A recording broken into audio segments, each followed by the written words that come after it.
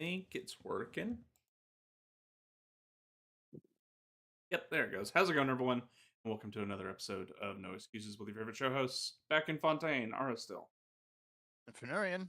And Wallisell, and we're here to bring you the latest news and games commentary for the week. A little bit late because I was delayed, but I gave a rather lengthy explanation of what was going on last week. Suffice to say, IT have had me wrangling problems all week, and I am incredibly sick of it, and I need a holiday badly.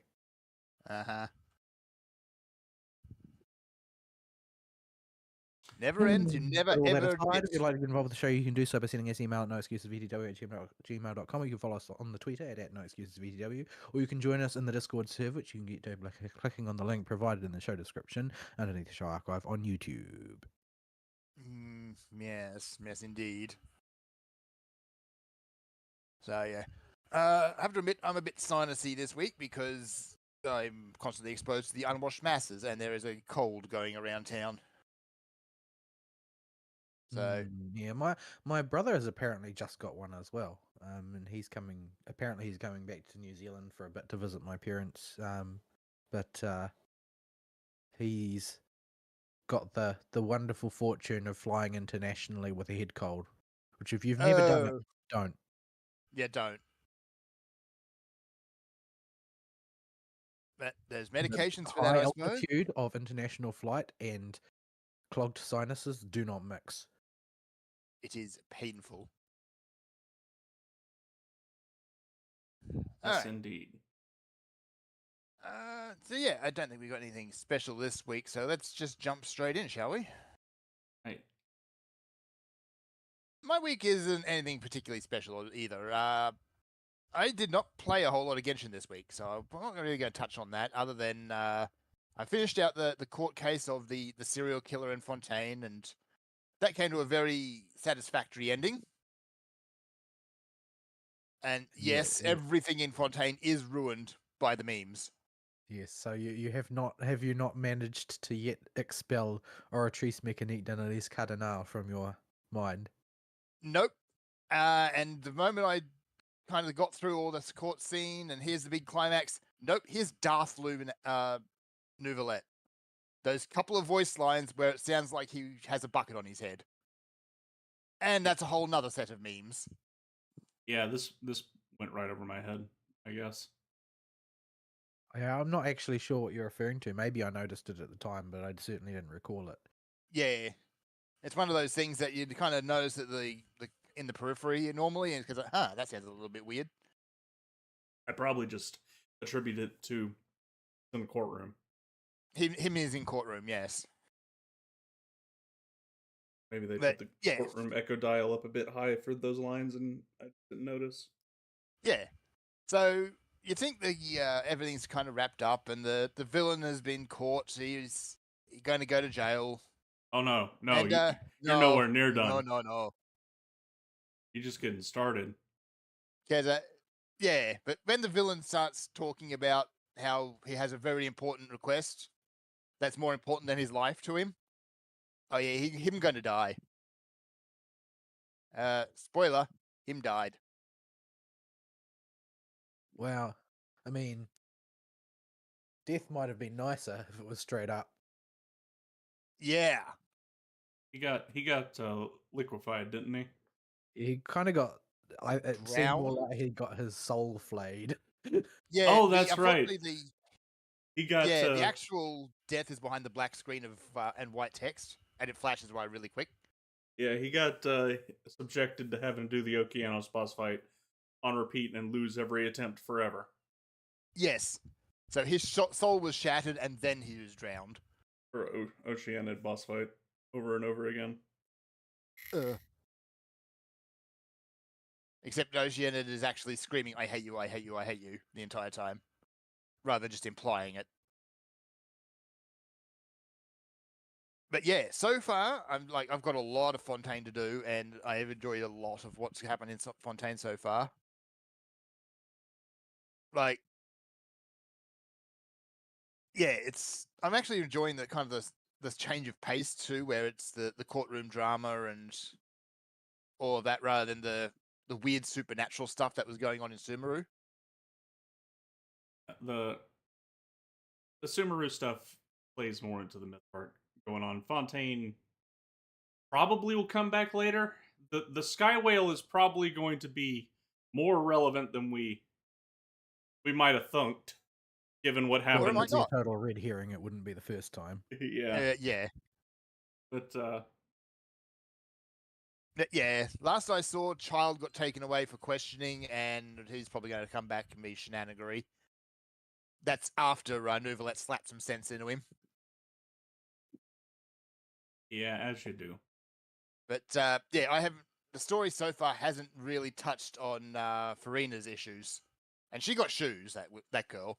You haven't. Well, she's going to get an extremely lengthy spotlight focus. So, yeah, when you're going into that arc, make sure you set aside some time because, well, time is also Yeah. one of the key factors for a variety of reasons. I Yeah. take it that whole story arc is the reason she's kind of become a fan favorite character. Well, she's a fan favorite character because she's a pretty girl in Fontaine. She's an Archon and Summon's little friends, and that's She is a the order of the Hamlord. game. But yes, her story does help, and both Yeah. her character story and the Archon quest. Yeah. But I just appreciate her at this point in the game because she's just an absolute Hamlord. So yeah. Beyond that, my week has been a lot of messing around, getting stuff done in preparation for the end of the year. But I did have a chance to play some Path of Exile 2, which I'm very glad for. Is that out yet? Like out? It's out in early access now. Okay, so it's not out yet. Not out officially, no. When it comes out officially in, I think 6 months or so, roughly, it's going to be free to play. Are they going to delete progress or not? Unknown. Because like that in an ARPG where you're supposed to accrue things over years and years, that seems like an important question to answer. Yeah. So we don't know yet. They may have said that somewhere, but I'm not sure. I haven't seen it. So far, it's about half the game that's out so far. You've got, well, half the characters, and that means half the classes. So you've got 6 characters out, and each character will have 2 classes, and each class will have 3 ascensions. So you've got a lot of combinations just there.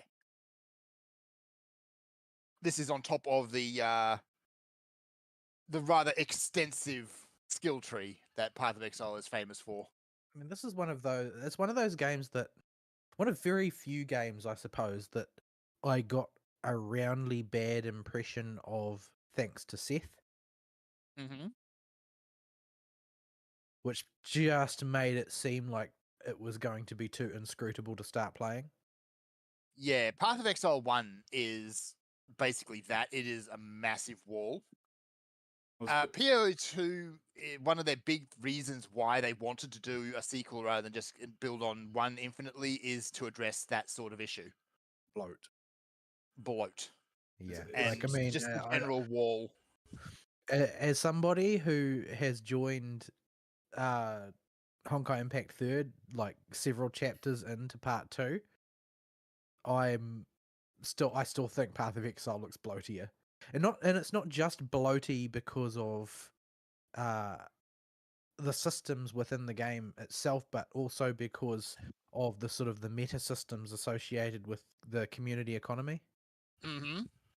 So that's a good place to start, actually. That's one of the things they've addressed right from the get-go, is gold is a thing now. So the little tradable fragments and whatnot are all still there, but ultimately gold is probably going to be the way to go for everything. You say that, but did you play Guild Wars when it was the current thing? The first one? No. It had gold in it as well, but people did not trade in gold. People traded in ectos and what was it, obsidian shards? They did not trade gold because gold wasn't worth enough. Okay. I And guess we'll also see how that all pans out then. Gold was also really inelastic in Guild Wars compared to World of Warcraft. Yep. Like, there was a fixed rate of inflation set, in the economy, and it gold could not be produced faster than that. Whereas most MMOs use and ARPGs use an infinite gold inflation mechanism, where gold just inflates as people kill things. Yep. But Guild Wars was not like that. Guild Wars had an inflation rate that was set, and gold would only percolate into the game at the rate that that inflationary percentage was set at. But because nobody in a video game is like a wage earner, that was sort of problematic because it meant you couldn't farm. Mm. That was why people traded in ectos primarily, because you could farm ectos with enough effort. They were outrageously hard to farm, but you could do it. And by the time they increased the rate of inflation to compensate for the people that, like, in real life, if somebody dies, their estate goes somewhere, right? Yep. They are not a pharaoh who have it entombed under a pyramid. However, everybody was a pharaoh in Guild Wars. If you stopped playing, your big pile of gold would drop out of the economy forever. Ah. So So yeah, yeah. it ended up going into a deflationary spiral and Excuse me. causing a class system to emerge. The result being that everybody who was nouveau riche traded in non-gold, non-platinum commodities, and and like currency was just for repairing gear. That was basically it. It was just a weird sort of meta phenomenon. It wasn't something that people traded in. Small high value items like dye you might pay gold for. Like the going rate on black was about 14 plat.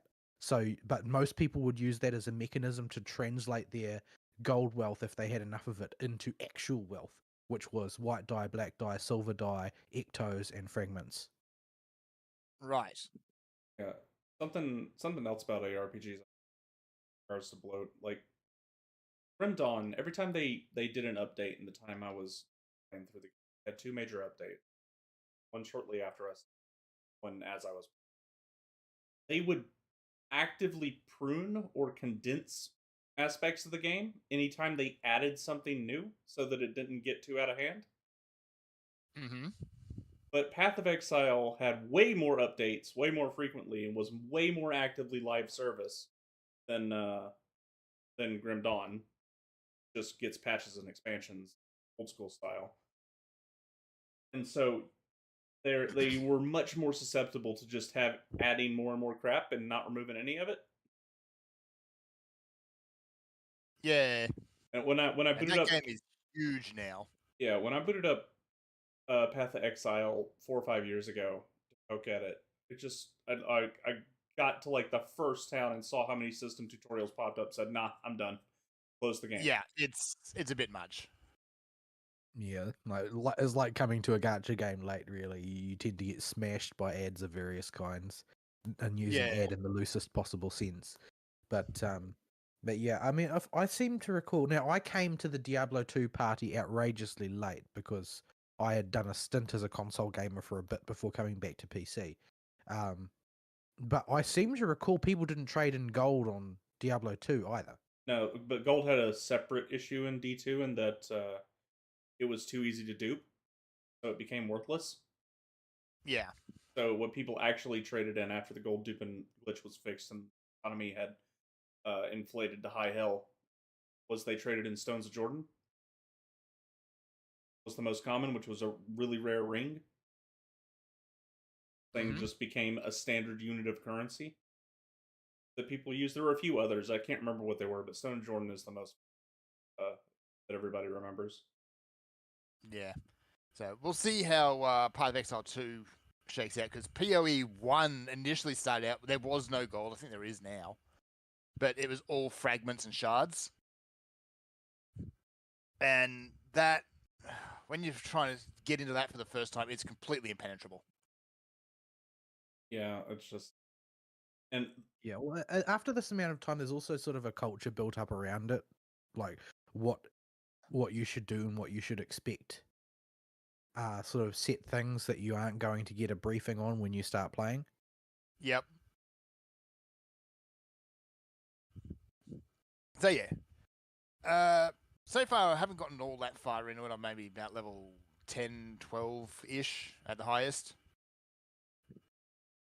So, So basically, at the moment, until you get your ascendancy, your characters are basically the same. All that really changes is kind of your starting stat layout and where you start on the grid. So any character can equip any weapon, and your weapon, for the most part, will determine the skills you can pick up. When you say grid, can you give me some context for somebody who hasn't played Path of Exile? Imagine a spider web within a spider web. So Talking, are we like, talking sphere like grid? Grim Dawn Constellations? Are we talking Sphere Grid No. from FF10? Like, what are we Closer looking to at? the sphere grid. Okay. Actually, let me grab a shot of it. So while I do that, because it is enormous. Yeah. Are we talking about a giant, massive web of talents and abilities that your What class was is that on? game that we used to play? The one, it was sort of an MMO. It was action type. I played a class that had a chainsaw, a giant chainsaw, but I can't remember. Oh, that was the one where you're deities. Yeah. What was that called now? Oh, yeah. That game existed, and I remember what you're talking about, but I can't remember its name. It's excessively bloated into system after system after system, but I seem to recall it having a grid on which everything was laid out to begin with. Yep. Is that? Let me see. That's Path of Exile 2. Okay. Image, because PoE1 grid is basically the same thing. It just looks a little bit different. So the other thing is, I as soon as you said early access, I immediately tuned out any chance of me downloading this early because I just Yeah. can't take the risk with early access games anymore. I'm tired of getting burned by those. And there's also like my my sort of more conservative take, because the less conservative take is that is the same as Ari's, is like it's not worth even looking at. The more conservative take is you don't know what you're getting because you don't know what they mean when they say early access, fundamentally. Yes. So early access is always going to be a gamble. Early access is sort of just a way of saying we're not ready to commit. It's like you wouldn't enter into any other kind of relationship with someone like that, so why do it with a product either? Like it, you better put a ring on it. Dang it. Discord was being weird, and now it's posted the same thing 3 times. So thank you, Discord. Okay, so there's your skill grid Okay. in So show chat. okay, so it's literally just a giant sphere grid. What the hell Yep. was that game that we were playing? What was it called? I can't remember anything about it. Wasn't it It- developed by a Russian company or something? I haven't the foggiest clue. It's like my Uh, memories have completely fragmented about it. I just have like random images. It was not a part of our life for super duper long, but it was enough to stick in there it was somewhere. it was a lot of fun while we were playing it. I enjoyed it.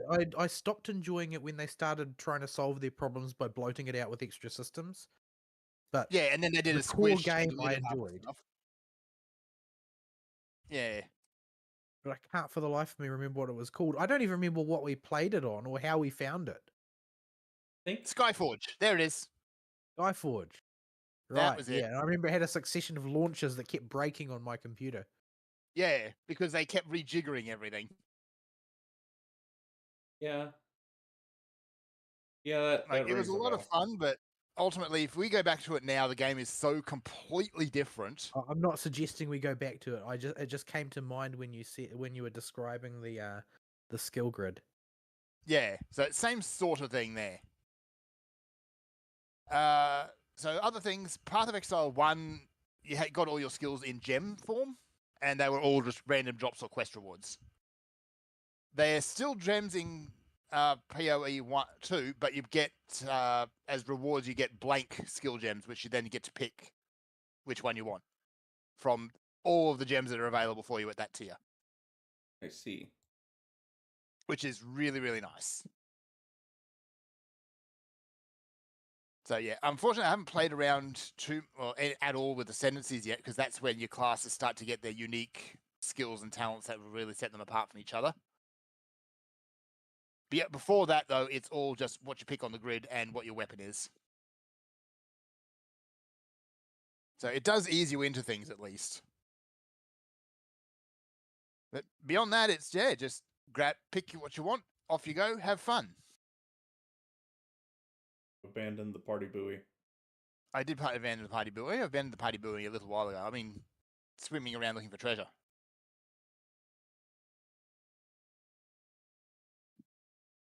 So yeah, so far it's a good start. But I've run into a few bugs. The game does tend to have a few server hiccups, but that's probably more due to the amount of people that try to cram onto one server. And they were expecting this one based on the comments they were making before the servers opened up. But yeah, I've had a couple of the times where the game has just randomly hung for no real reason on loading screens, which has been annoying. But beyond that, so far, it's a lot of fun. Yeah.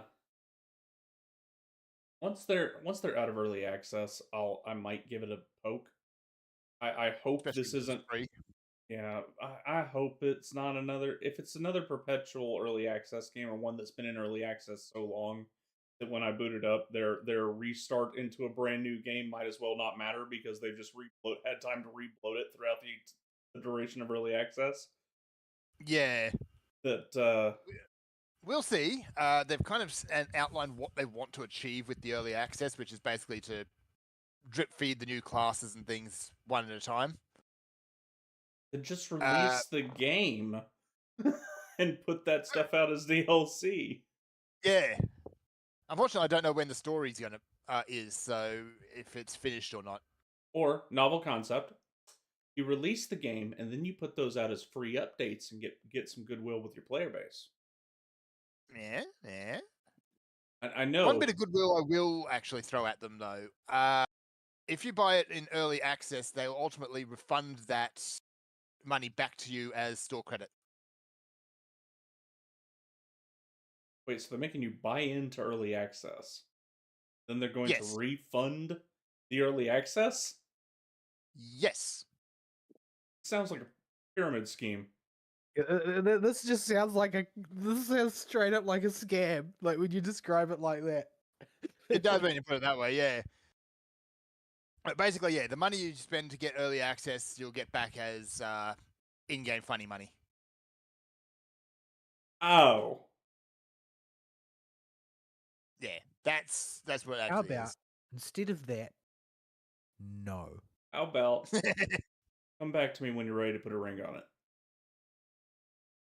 So I posted some screen caps of the Skyforge Ascension Atlas. It was broad. Yes, it is enormous. Last time I actually looked at that game, I think they actually took the Pantheon system out of it. So you Wasn't cannot that, build a like, the cult to point? yourself anymore. Yes, it Like- was. I liked having worshippers. Come back and worship me, peasants. There was a lot to like about that game. It was just it would have been nice if it had been handled by a more competent crew.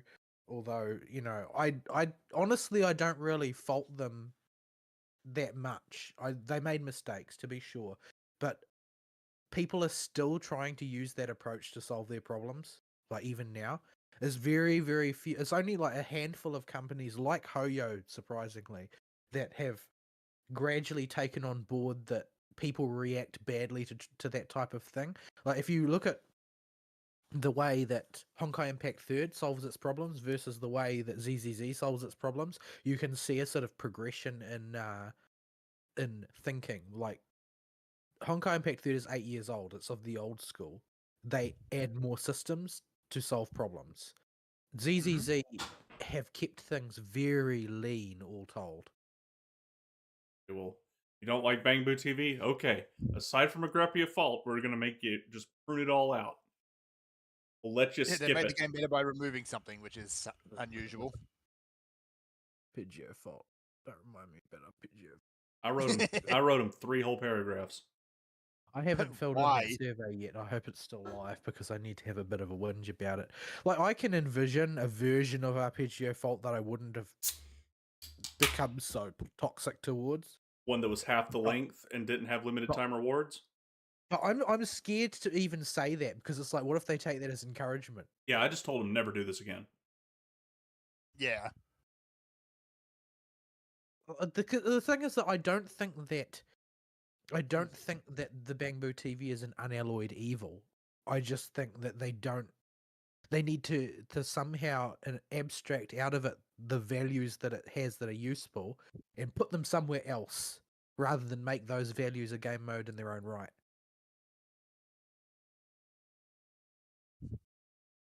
But Yeah. they took all the worst parts of Bangbu TV and they amplified them. Like the implementation of Bangbu TV I like the least is the implementation that you found in Hollow Zero and in Arpeggio Fault. Like, that's bad. I did not hate the implementation in Ballet Twins, but it was strictly inferior to the version of Ballet Twins that you see from Jane Doe's point of view.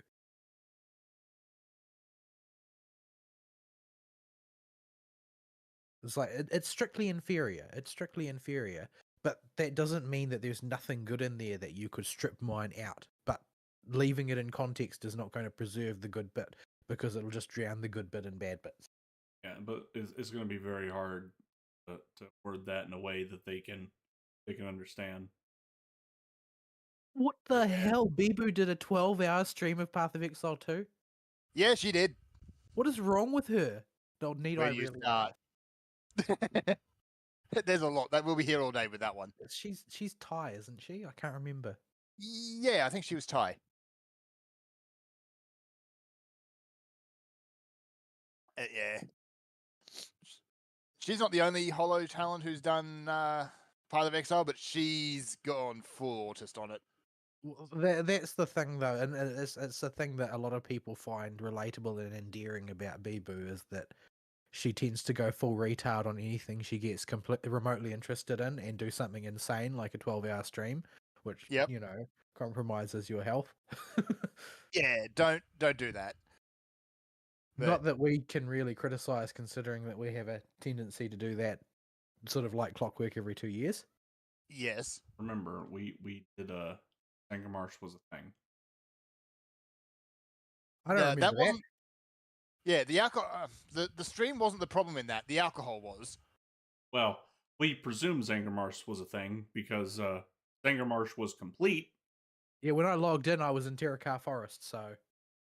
and the last memories that I had were Hellboars, leaving Hellfire Peninsula. Hellboars, and you running off to get herbs is the last thing I remember. I had never taken Double Gathering on a character I was playing seriously until that point. Look at all this money. There's like there's golden marks on the map. I have to do something. Gotta touch them. Classic is now past the point that we're talking about in retail WoW's history. Classic is into Pandora now, isn't it? Uh-huh. People say Pandaria was a good chapter in its history from like a mechanics, like a raw combat mechanics perspective. The writing left a bit to be desired, but yeah. It added a lot of new concepts that have kind of stuck around since. They took out snapshotting. Yes. But it was decided that it was a bad thing because it was the entire gameplay got built around snapshotting. Yeah. But I can understand why you would not want that to be the case. Like, in fact, if I was designing a game, I would fall on the not snapshotting side of things. But I can sort of also understand why people appreciated it being there because it gave you a meta game to play. Mm-hmm. Yeah. Well, unfortunately, snapshotting in some instances, in like in Final Fantasy 14, anything that snapshots stuff is OP. And in Genshin, the reason our boy Guoba is so OP is because he's one of the few characters that hard snapshots. Every buff on him when you press the triangle button on Zhangling, every single attack buff she has goes into that tornado when you switch her out, and it will not go away until the tornado stops. Yep, which is why Bennett is her best friend. And I think it's also why they've moved much more in the direction of shred rather than buffing. Yeah, because the enemies don't swap out.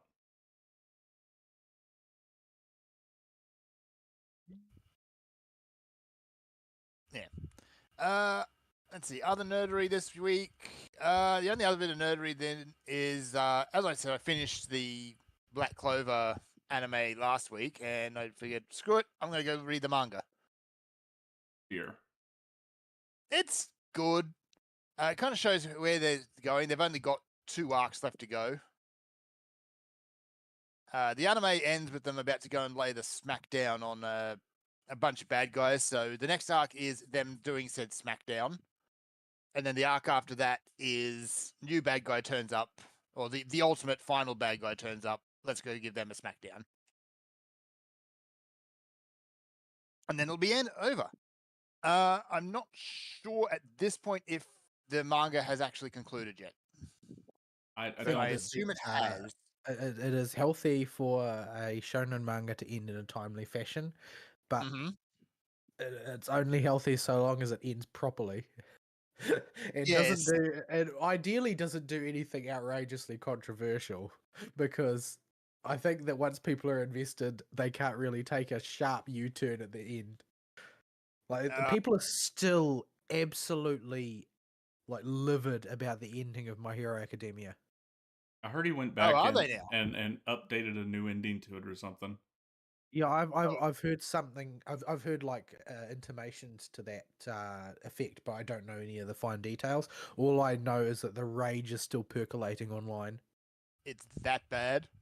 I don't know if it's that bad, because it basically it undoes everything that the story accomplished, more or less. Yeah. Because the entire story is about a normal person learning to become a hero, effectively. Yeah. But apparently at the end he just sort of gives up on being a hero because he's lost his powers, therefore he doesn't need to try anymore. Or something like that. That's the complete opposite of his arc. The only thing I know about it is it has Deku in a McDonald's hat. That's the meme, yeah. The meme is that he just becomes a useless waster. What's this line at the start of the anime where he became the greatest hero? Yeah, that just temporarily for like 5 minutes. That's the thing, though, right? If you're going to tell a freaking heroic epic, you better end with a hero at the end. Like, you can tell a tragedy, but you can't tell a story that's a heroic epic and have the hero end content with mediocrity. No, it doesn't work. It would have been better for him to die accomplishing what he did, rather than, from a narrative point of view, than have him settle for mediocrity in the end. I don't know exactly what happens in the ending, but I've got a feeling. Nor do I. I've got a feeling that, like all things with an anime community, in any given anime community, the fandom just wrong. Yeah, the fandom's just flat wrong. They're usually wrong. They are usually wrong. That is something that you can almost set your watch by. And so I'm waiting until the show is over and the anime's done. And then I'll go look up the original ending. And then we'll see where they were at with the McDonald's memes. Because we all know we're lucky if a fandom as a collective can get the most basic surface level reading. The fandom has to be incredibly small for that to happen too. With as big as MHA is, Yeah, MHA's got that's the sort of the compounding problem, right? Though, of having warring factions. Like, it's not a unified fandom. It's the fandom where everybody is gay and the fandom who actually like the story. Yeah. So I'm But the thing is that neither of the fandoms were satisfied at the end. That's the thing.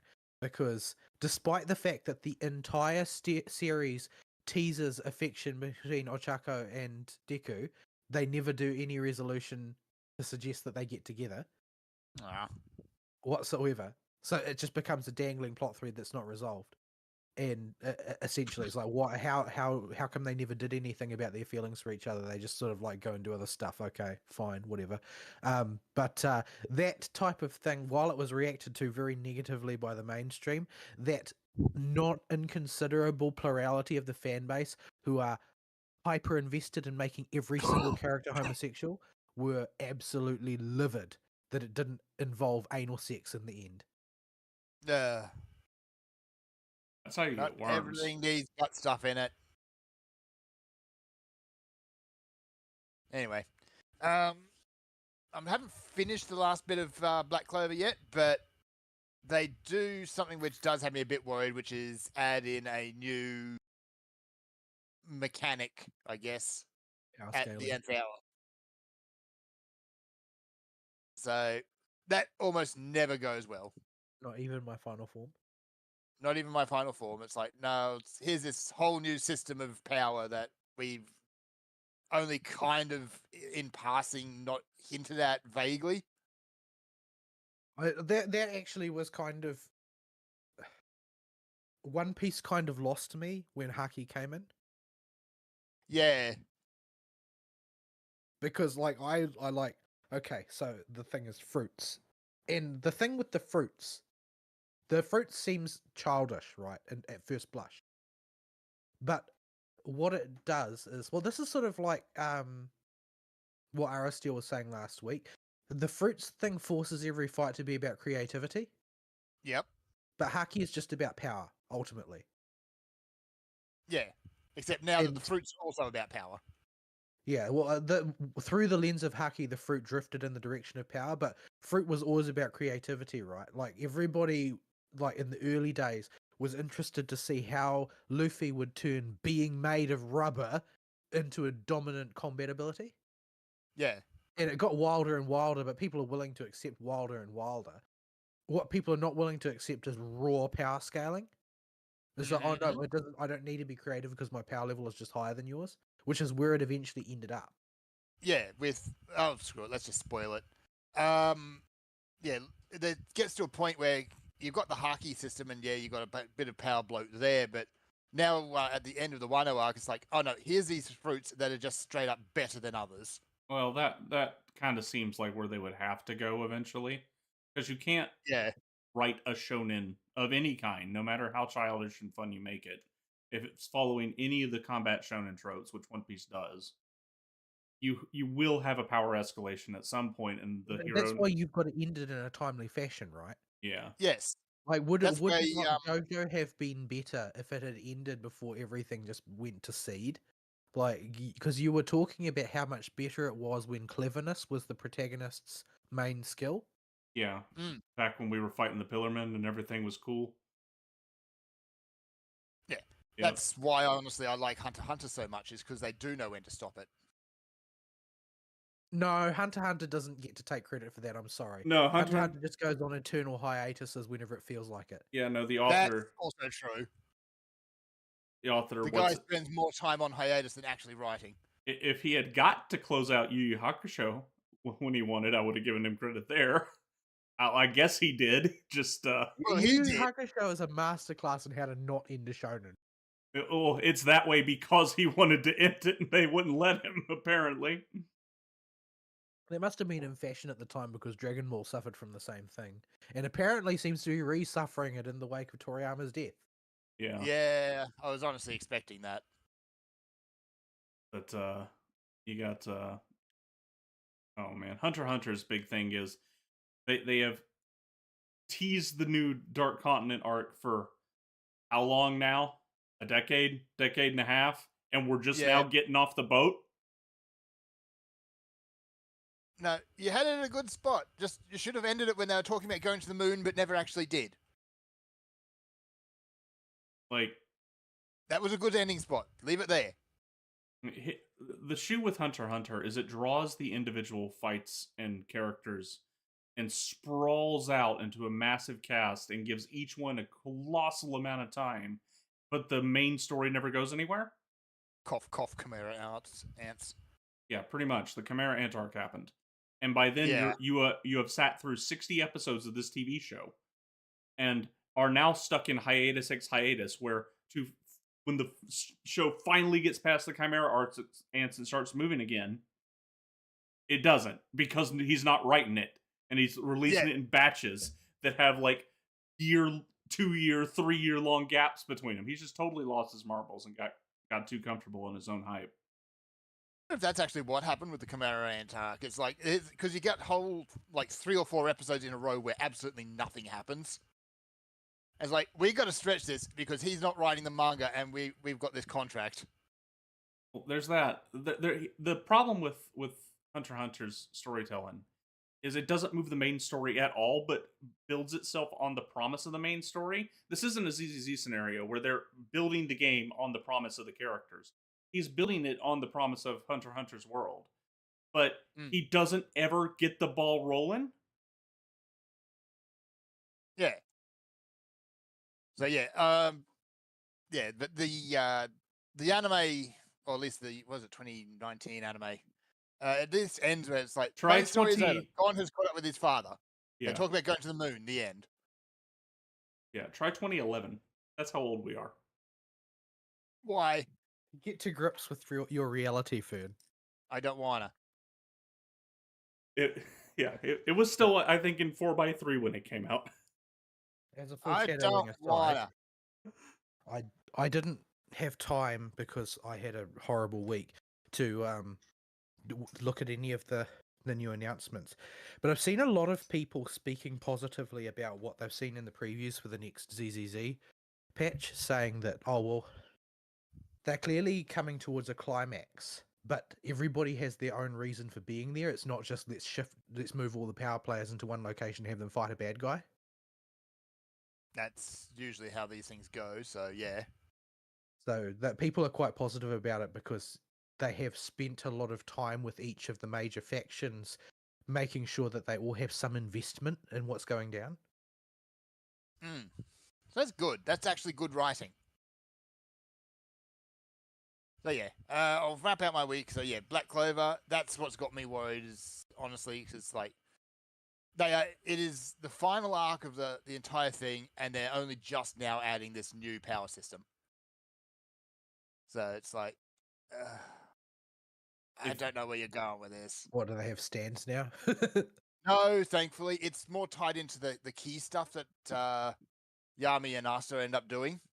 And so that's just like extension of that. And it's like everything they've done with key up until this point has basically been situational awareness, and that's it. Why are you only doing this now? Oh, so it is Haki then, basically. Like, because Haki was basically a formalization of like fighting spirit that is just like percolates through every shonen. Haki is more complex. This is basically here's this thing No, you can do. Haki is not more complex. They Compared to made this Haki. They made Haki into a complex thing later. Yes. They took something that was sort of very visceral, fundamental, which because that's all the Haki is, right? It's a formalization into classes of fighting spirit, and this is an arc that you see shonen power scaling go through a lot, where they will have sort of cycles of complexity where usually they'll start off in a monster of the week format, right? So, or you could sort of in a meta sense conceptualize this as, say, magic one piece fruit of the week type of thing, right? Yes. Where you meet a different fruit and each fruit does a different thing, and then you have different classes of fruit on top of that, which have more fundamental powers, and then so you move in the direction of fundamentals, and then when you hit a certain threshold of fundamentals, then you move back in the direction of minutia, right? So Haki at its root is something very fundamental. It's fighting spirit, fundamentally. That's where they start with it. And then they move in the direction of minutia, and they segregate it into classes and this, that, and the other, and they come up with incredibly refined forms of it that do specific things, etc., etc. And then usually at some point, then it will start to rotate back around to a fundamental, and you can see this in like late Dragon Ball Z, where they've got all these transformations that do all kinds of things or whatever, and then you end up at Ultra Instinct, which is just reacting really fast. Yeah. And that's at So, that point, nothing matters anymore anyway. You know, so you just go through these cycles, right, where you will advance in your mastery of a particular art to greater and greater and greater degrees of specificity and minutia, and then the sort of the transcendence step puts you back on the fundamentals. And then for the fundamentals, you'll master them again to increasing degrees of minutia, and then you'll do another transcendence, and you'll go back down to the ground level. So, doing things with ki at a higher level is just moving from the fundamentals step back up to the minutia step, and will eventually drop down to the fundamentals again, because they do the same thing with magic in that setting as well. They do. It starts as fundamental, gets more and more minutia, and then there'll be a transcendence, and then they'll go back to fundamentals where raw power becomes the thing again, and then they'll go back to minutia. It's just this sort of push and pull that shonen power scaling does by tradition. Yeah. My biggest criticism on that is at this point, it's the end of the story. There's no time to do it. Yeah, So yeah, you've had something that was introduced right at the start, and they've done nothing with it, and now it's like, oh, your attack didn't work. Well, how about if you attack slightly harder? Yeah, and that's it. As much as I spent a lot of last week ragging on Araki, writing during the stand heavy section, or when from the introduction of stands onwards, I can at least respect the recognition that he had used Haman to its maximum extent before it was just going to become turned into who has more power juice to punch the other guy with. And so instead of going through the transcendent phase that Vol mentioned, he just abandoned it and swapped power systems. Haman's over. Let's move on. It just went with a wholly flexible and unique system for every character, and just. It's because he probably realized that using a system that has a scale of power rather than just specifics will just paint you into a corner eventually where everybody is powerful, and you have to go to specifics. You don't have a choice.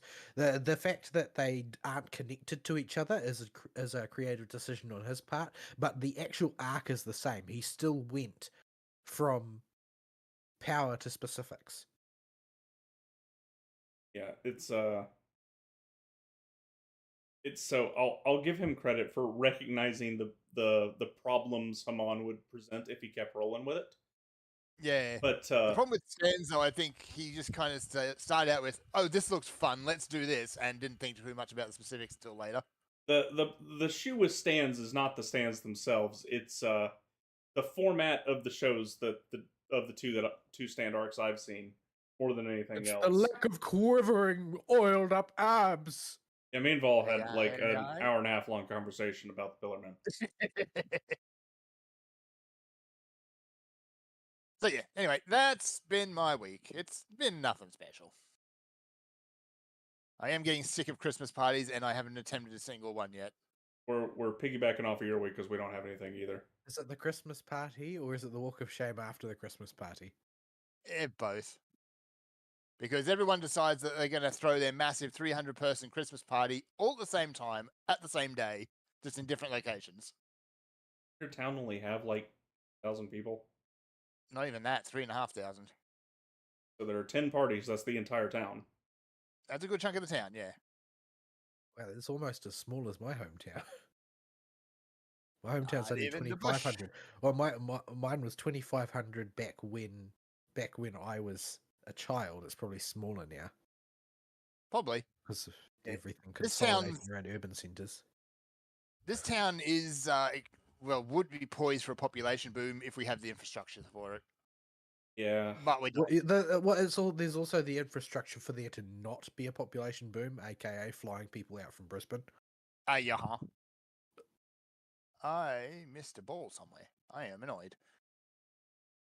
What are they just like sleep in barracks while they're in your neck of the woods, or like what? More or What do all less, those people yes. do? Oh, More okay. or less. How does Yeah, how does a shift structure for the mines work? Do you like just have like a few weeks on, a few weeks off, or something? usually it's like 10 days on, 7 days off. And those days on are usually about anywhere between 10 to 12-hour shifts. Right. So when you're out there to work, you're out there to work. But yeah, so until we actually get the infrastructure out here, we're not going to get people, but we need the people to get the infrastructure. So gotta love it. Don't worry, it's better if you don't get the infrastructure and don't get the people. I don't know. Infrastructure, the existence of infrastructure is basically what destroyed my hometown. Because once Yeah. roads reached a certain level of quality, my town became unnecessary, by and large, for most things. It's still an industrial centre, much like Fernstown.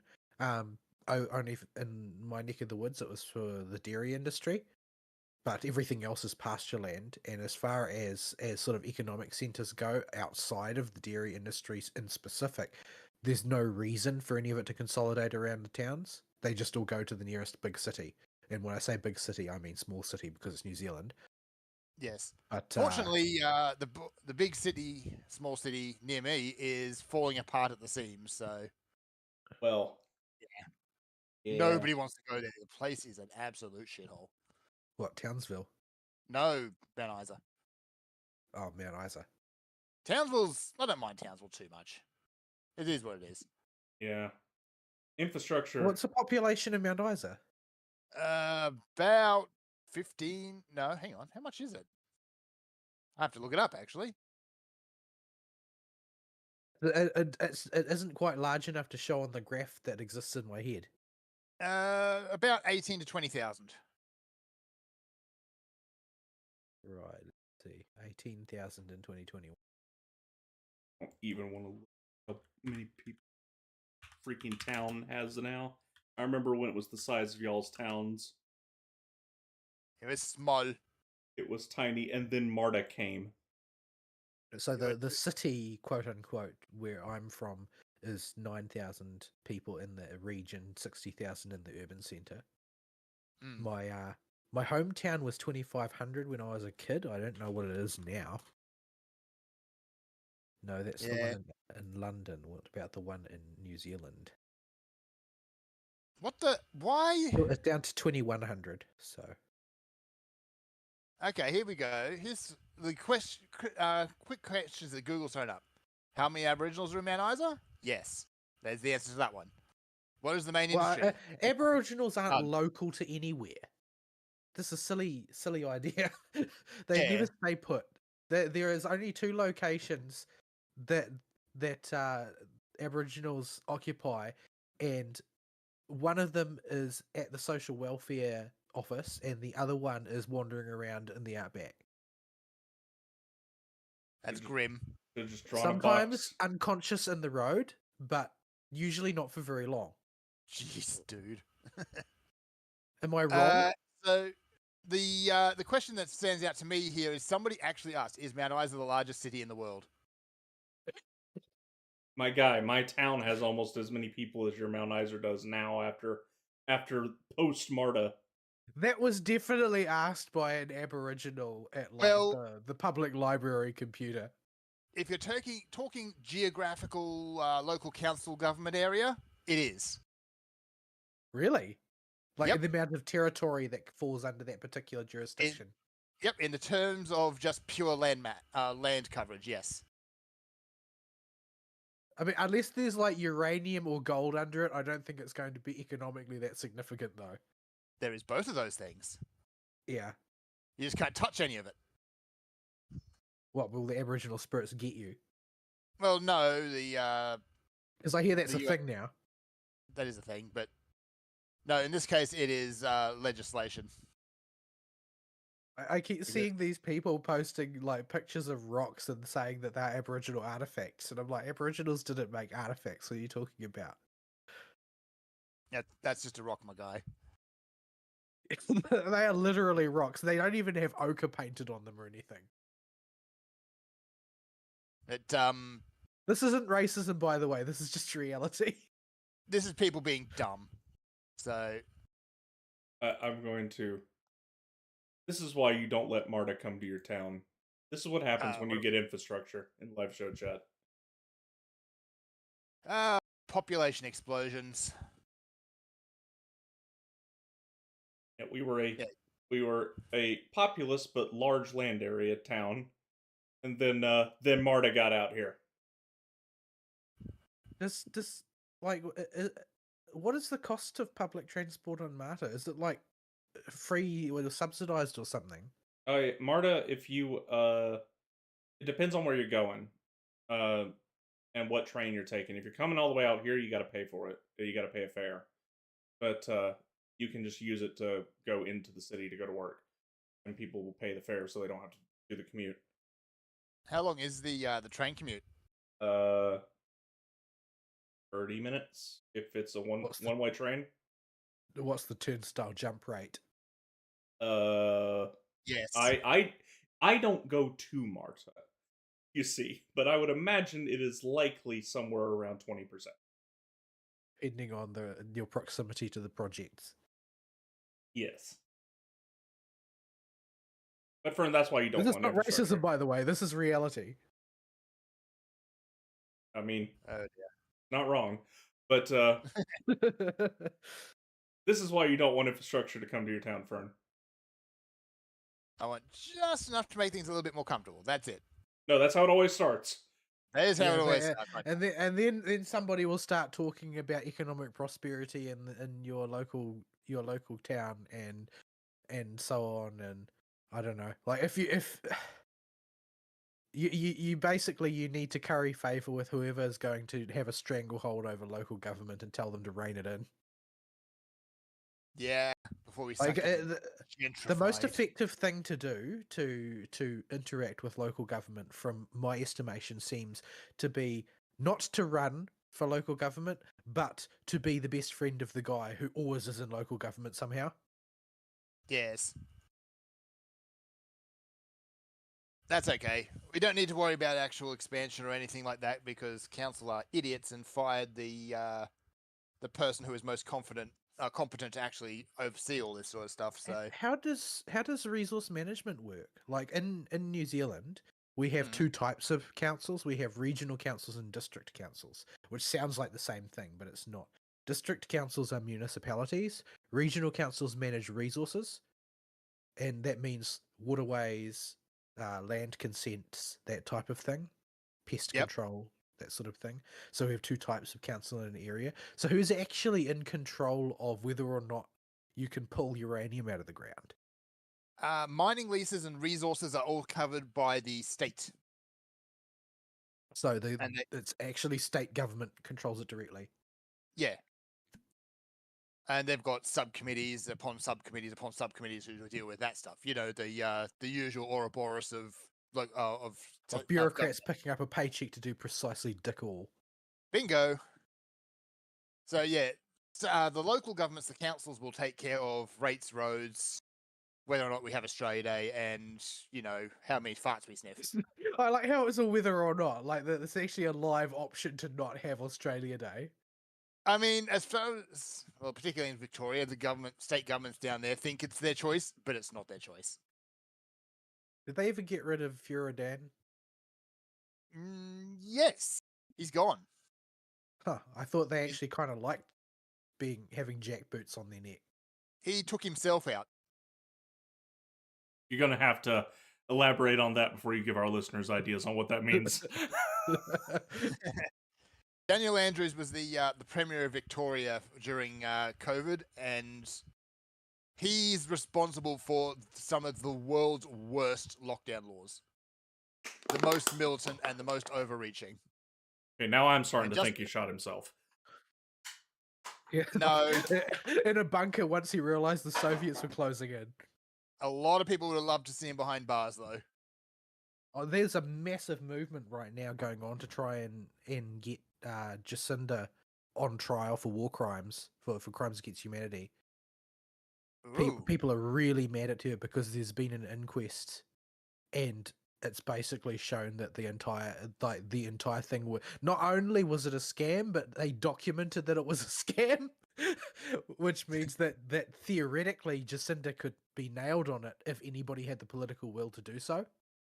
I mean, there's always this big question whether you want to be the type of country that puts former political leaders in jail, because that can be a can of worms. But Jacinda was individually a horrible individual. Like, the only thing that she cared about was the legend of her rule that existed in her head. Incidentally, which reminds me, what's going on over in France at the moment?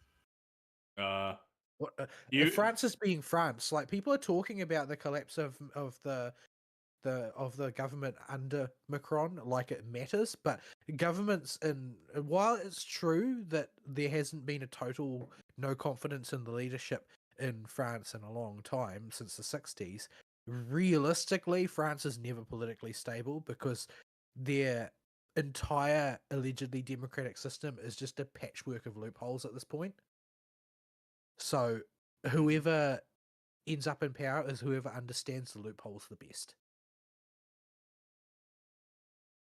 It's fine. They're too So- French to actually accomplish anything. So fundamentally, basically, Barnier, who is a horrible individual that should probably swing, presented a small c conservative budget because he realised that France's debts were untenable and tried to reform them. And it was a horribly unpopular austerity type proposal that he was loath to bring, but didn't see any choice but to do so because he would be responsible for the fallout if the debt continued to balloon. And basically, the political opposition used this as an opportunity to string him up. And Right. so from both points of view, like, if you are Barnier, this is actually the only semi-moral course of action you could take. In fact, it's way more rational than I expected out of Barnier. By contrast, this is also the best option for National Rally, because National Rally recognise that Barnier is a total scumbag and shouldn't be in power, and this is an incredibly pragmatic way to string him up early. However, on the specifics, it's not really that Barnier was doing anything wrong. He was like doing something right for the first time in his miserable life. It's just that it was an incredibly unpopular, out of the blue thing to do because he hadn't prepped anybody for it. He had just realised that his back was against the wall. Right. So everybody is wrong and everybody is right at the same time, which is pretty much, the best state that French politics has been in the last half century, and therefore is probably going to cause the country to implode again. Reese's Puffs, Sounds about right. Reese's Puffs. Beat 'em up, beat 'em up, Anyway. beat 'em up. Let's not go further down the political See, this rabbit this hole, shall is we?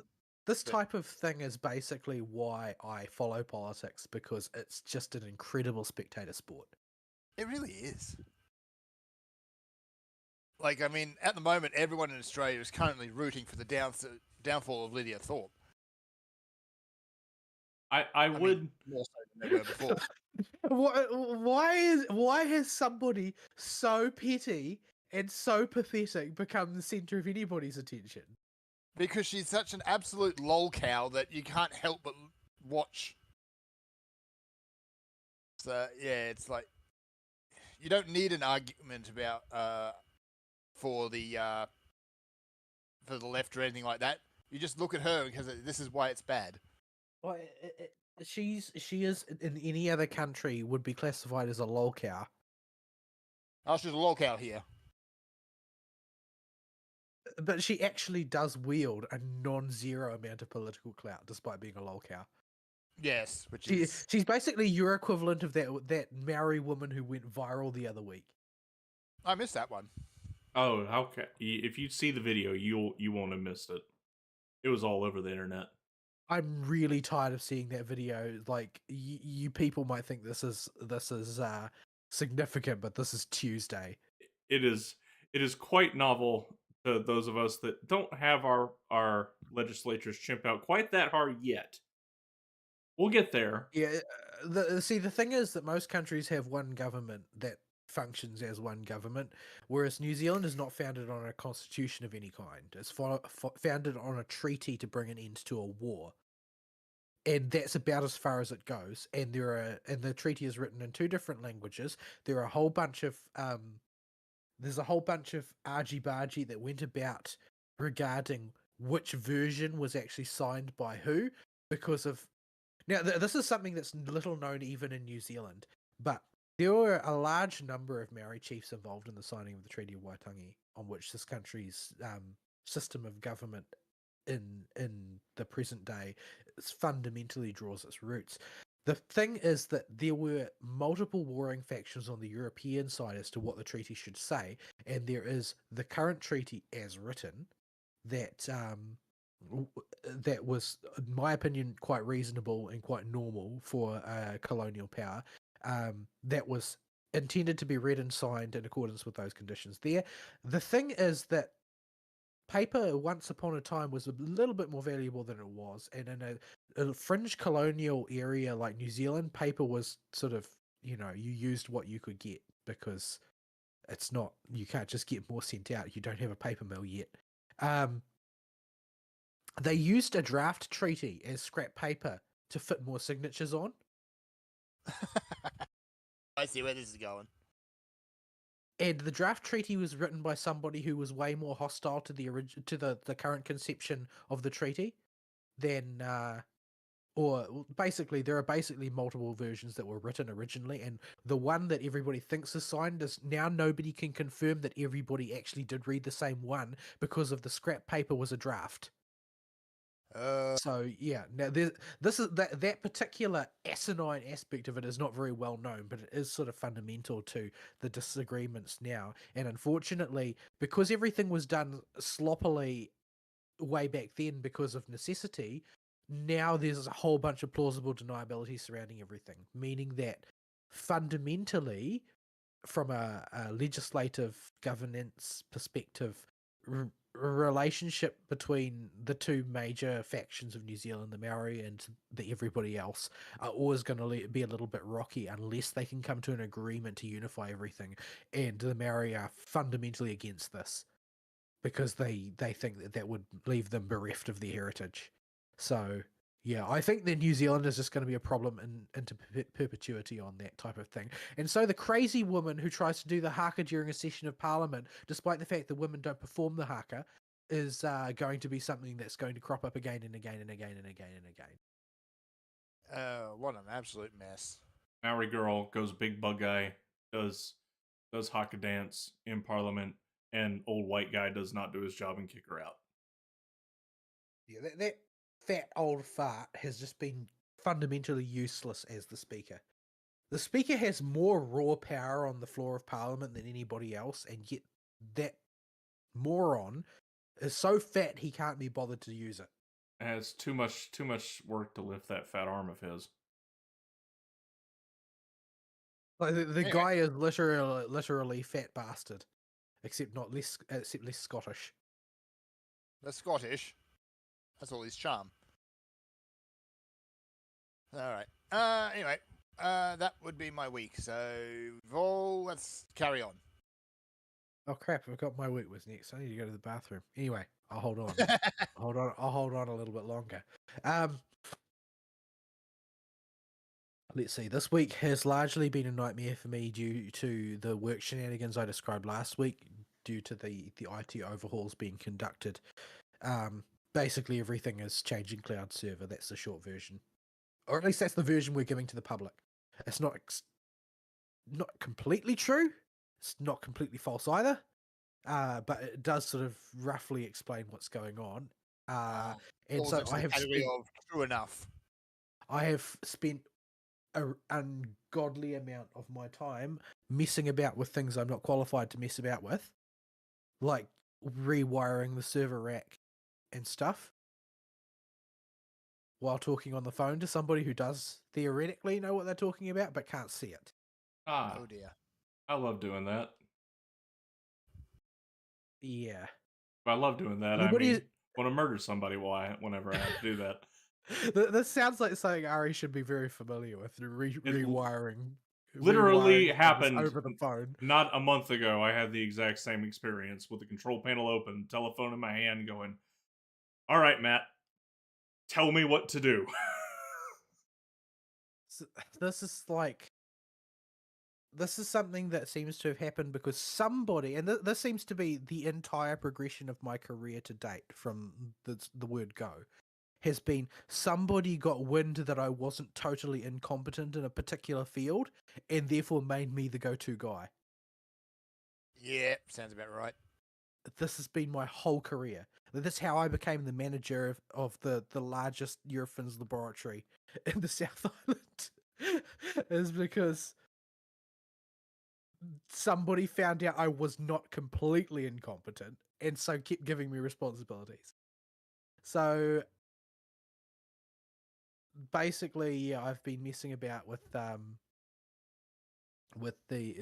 all of these things in the big transition to the new system, and this has taken up a huge amount of my time and more possibly more importantly mental energy, because of the amount of work that also has to get done in parallel with that.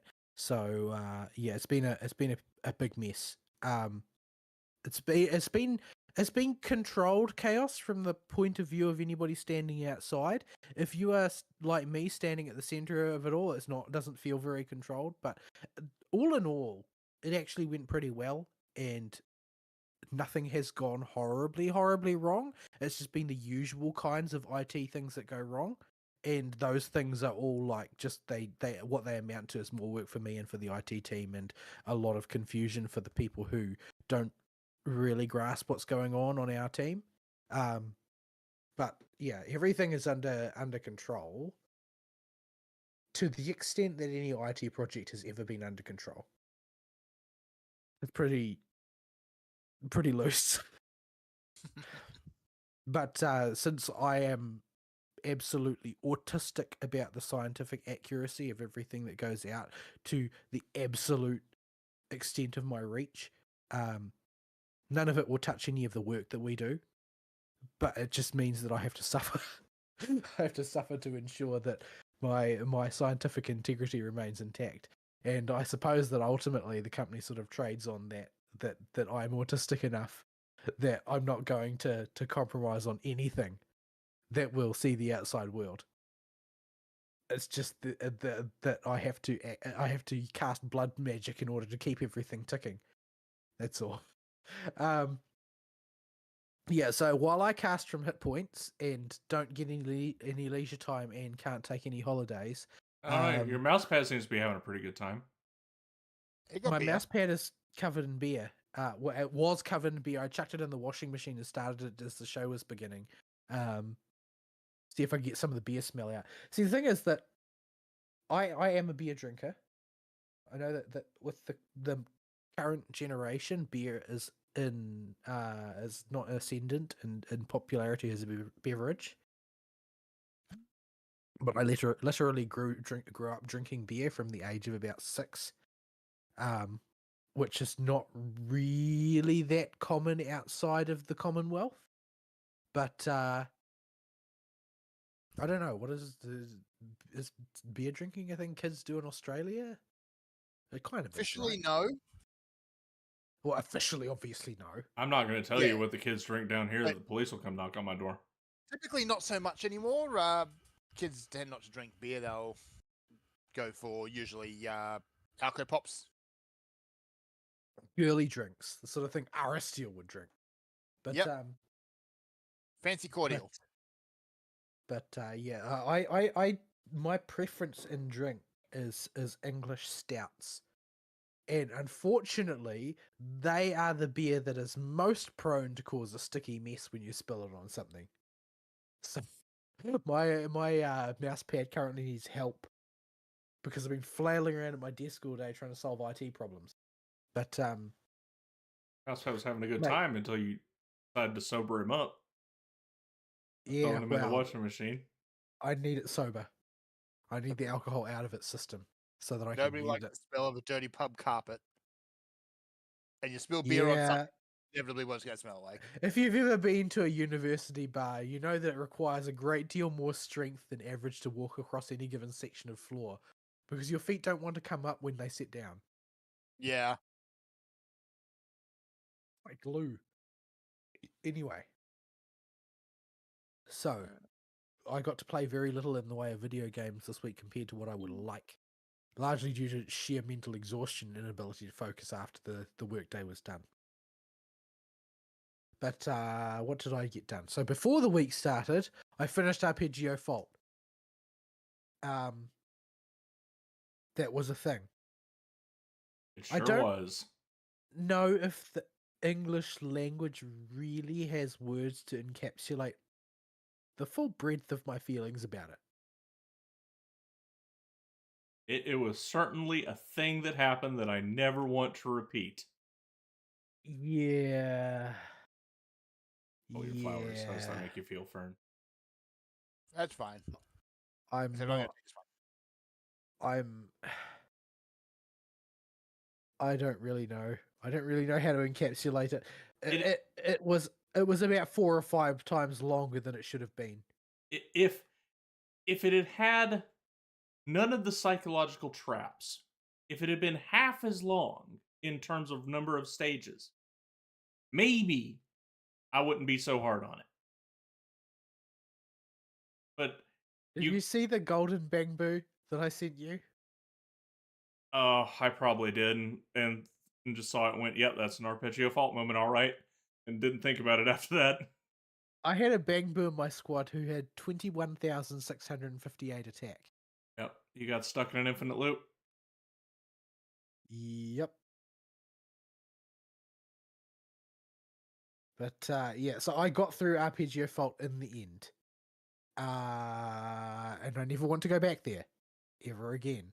Now, the thing that's really frustrating about this is that there is a story that takes about 5 minutes to tell that is actually emotionally heavy and impactful, but is spread so thinly that the story is like a micron thick across the entire playtime, to the point where you can't feel anything.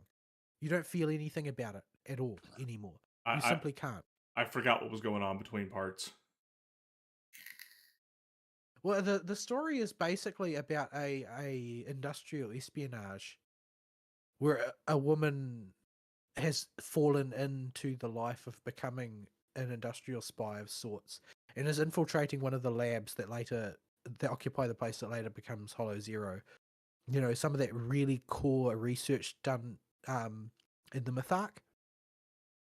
And she's always been a loner due to just basically being socially inept more than anything else. And for the first time in her life, as a mole in this laboratory, she starts to make friends. And she comes to really care about the people she works with. And she's still in the thrall of her masters who have her infiltrating them. And in the very end, she sacrifices her life in order to save them at the expense of her mission. And the bamboo that she leaves behind is trying to work out what happened after all of this. Like, who was her master? Why was she so sad all of the time? That type of thing. There is sort of like a very emotionally resonant story, but it's spread so unbelievably thin. And so you don't really sense any of it. It loses 100% of its impact. There's nothing left. Because I'm a person who is naturally inclined to think in words, I was able to pick up some of it. But it's just sort of something that you're told about. And because the whole procedure puts you under so much stress, because of how long and drawn out it is, you don't feel any of it. So it's a totally wasted story that they told. So sad. Very sad. The worst part about it is the psychological traps in the end on literally every single. Yeah, it's something that just induces compulsive behavior in humans, and especially gamer type humans. But yeah, so that's the thing. I did Lighter's story, which is kind of and I haven't really done anything else in ZZZ because there's a lot of gacha being played by me right now. Anyway, um, what else? I did the new story chapter of Blue Archive, which I enjoyed. I'm not going to say I didn't enjoy it. The problem is that, again, we got a fragment of the whole story, and now we've got to wait again for the next part. It's a content pacing thing, and we're just getting an unsatisfying chunk of story. We're getting enough to make you, yes, but what happened next? Damn it! It's just it's gotten to the point where the story has dragged on so slowly, temporally speaking, that it's become very frustrating.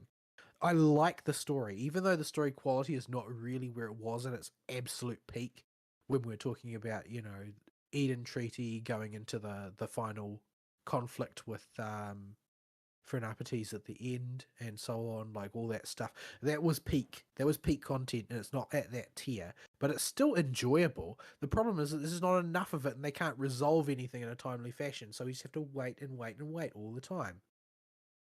But yeah, so I did enjoy it. I thought it was fun and it was good, and I liked the way that they dealt with things as usual. And Sensei at his best leverages soft power that nobody else thought of in order to accomplish things. Everybody is always looking for, you know, guns out. And then he realizes usually that there's a bureaucratic method that you can put yourself in the right so that everybody has to kowtow to you whether they like it or not. Which I think is always entertaining as a way of solving problems when you've got no martial power of your own. But that's it's in the doldrums largely because of the sort of corporate problems in that particular department in Nexon, and so I'm cognizant of that. Right, you guys are gonna have to fill time because I don't think my bladder can take it anymore. I'm at my limit. Be happy. Right, so Yeah. Fern, those yellow things that shoot, you have to have a crab shield. You crab shield up while you're in aiming mode, get hit, then fire it. Okay, I've been doing them the wrong way then because I've been breaking them using the sonar, and I was looking around for a whale. Yeah, no, the little things on the wall that shoot yellow missiles at you. Shield up, wait for them to shoot you, and you have to be pretty close to it. Sometimes. Yeah. Okay. Yeah. So there's a lot of unique mechanics down here. Well, it's mostly just the animal mechanics. That's how the crab works. The crab, you can also, while the shield is up and you have a bubble around you after you fire it, you can use it to block water currents. Like that's what Yes. we were doing before over there with the bobble that was going up and down. The switch to adjust the water pressure. There's basically one or two characteristic puzzles that every animal is used for. But yeah. Anyway, back to where I was. So yeah, Blue Archive. I'm enjoying the story. I've always enjoyed the story. The problem is that the pace is now miserable. But so basically, currently it feels like FGO, which does not bode well for Blue Archive. No, it does not. To poach a little bit of Ari's content,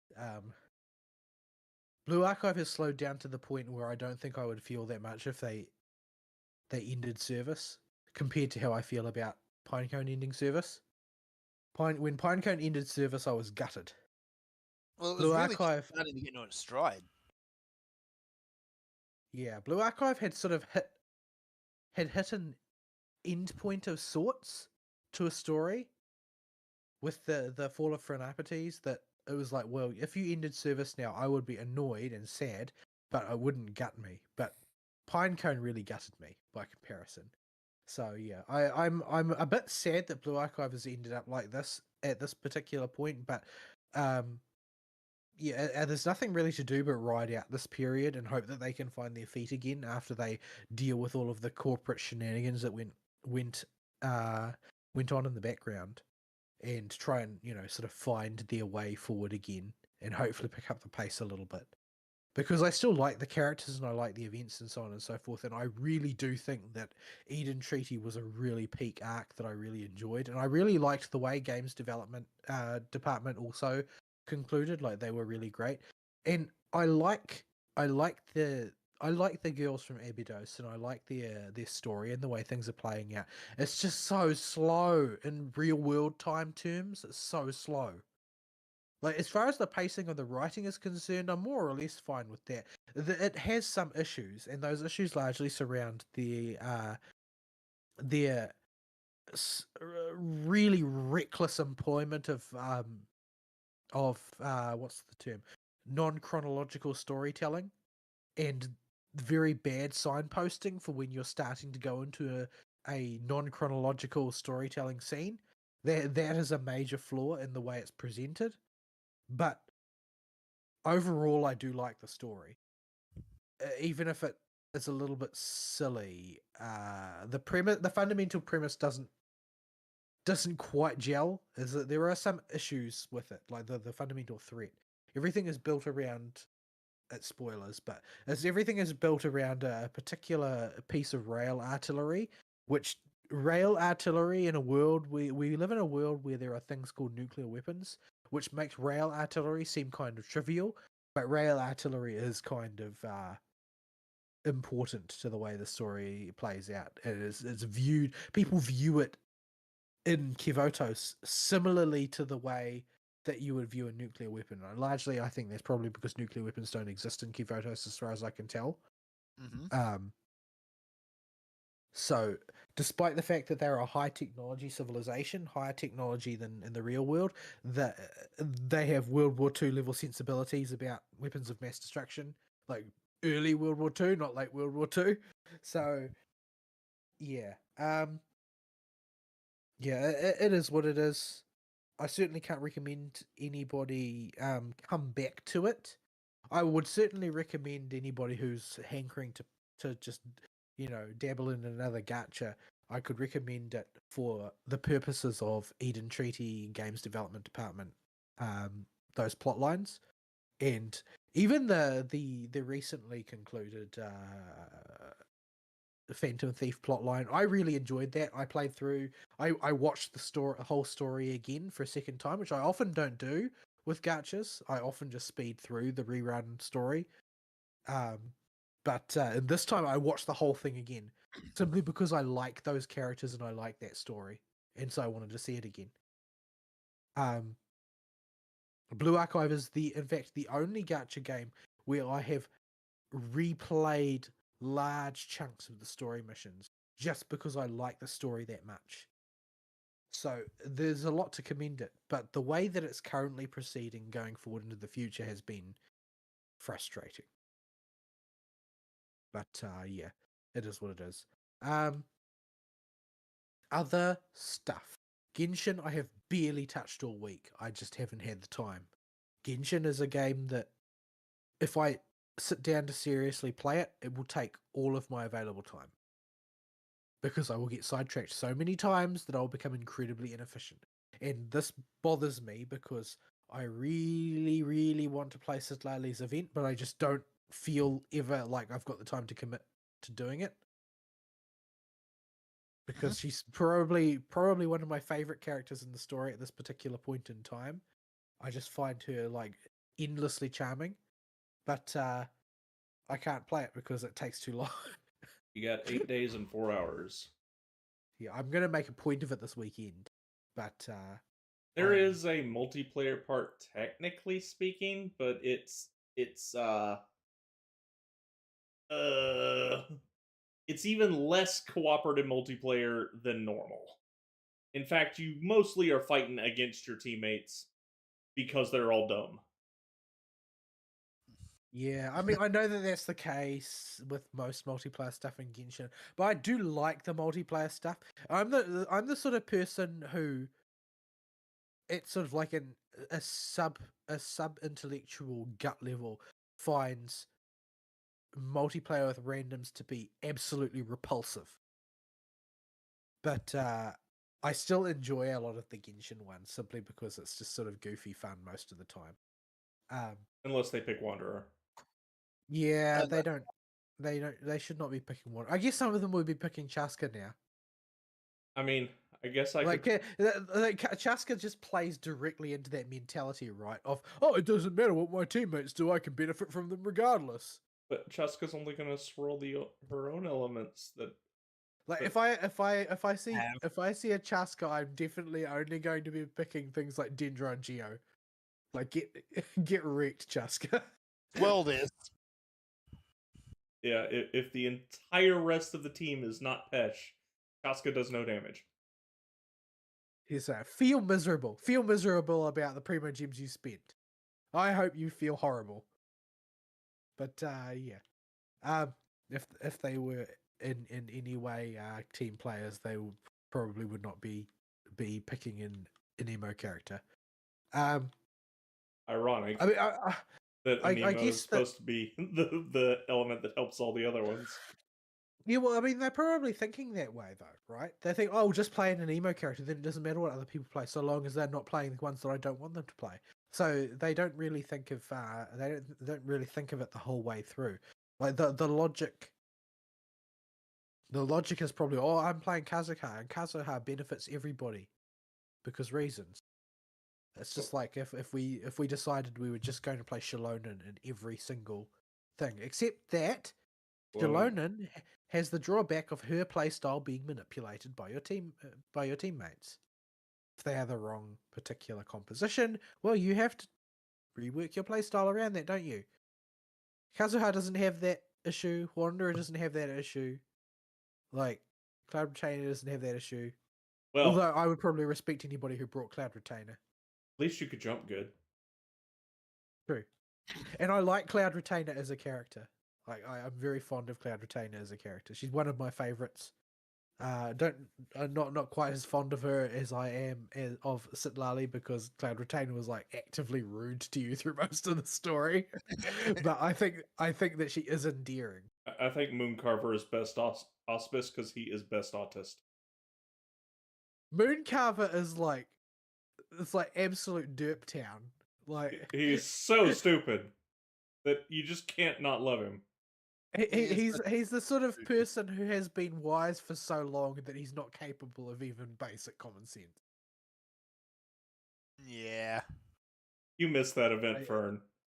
Someone who just lives in an ivory tower and just doesn't even know how to stand up when he descends to the ground. But he's trying. Yeah. He's trying his best. You get a little bit of that during the main Liyue story, where he basically just believes whatever you tell him. Oh no, you don't. You don't understand until you've seen Event Mooncarver.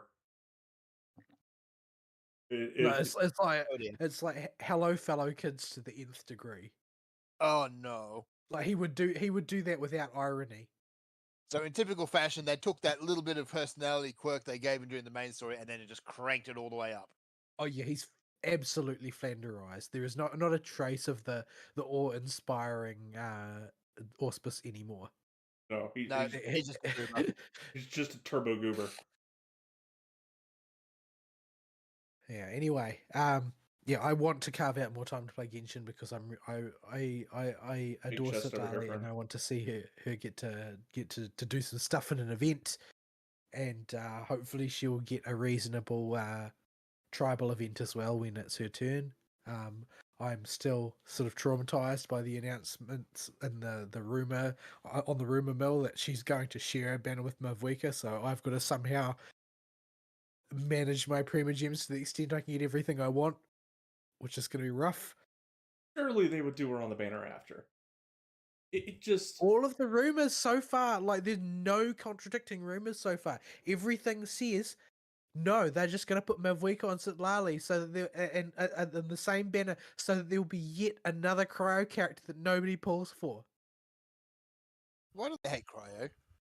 I don't know, but like I would sacrifice pulling Mavuika to pull Sitlali at the drop of a hat, so I don't really care, because Mavuika did not endear herself to me at all. She would have a higher stock value if they had confirmed the suspicion that a lot of people have that she's actually a Himiko alter. But since they haven't done that, and there's no strong evidence to suggest that she's, I'm sorry, you're just another generic overpowered Archon. You're just Well, the fire Nouvelette. it usually takes until the last arc for the big character moments to happen with the Archon. This enables another concern I have, right? Like, we have sort of assumed that we'll try and pull for Mavuika on the basis that pulling for Archons is usually a good idea, right? Yeah. Like, that's the fundamental logic. But I'm a bit sort of uncomfortable with what if she's Nouvelette? What do I do? Well, Because everything suggests that she is from CBT leaks.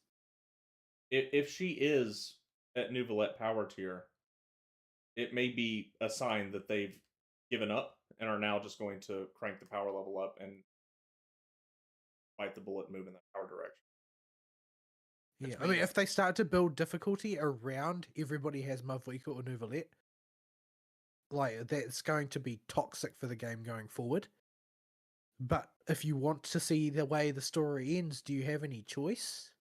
Like, that's sort of like, I'm a little bit anxious about that. Because if you compare the power level of Nouvelette and, say, Chaska, it's like, what game are they designing here? Yeah, Chaska, okay. Do pretty good with their signature weapon and some constellations, but she's not solo Nuvi wipe the board. And if you don't have her weapon or constellation, she's honestly not very good. But it would be one thing if they'd put Nouvelette on a Wriothesley banner frequency, but they didn't.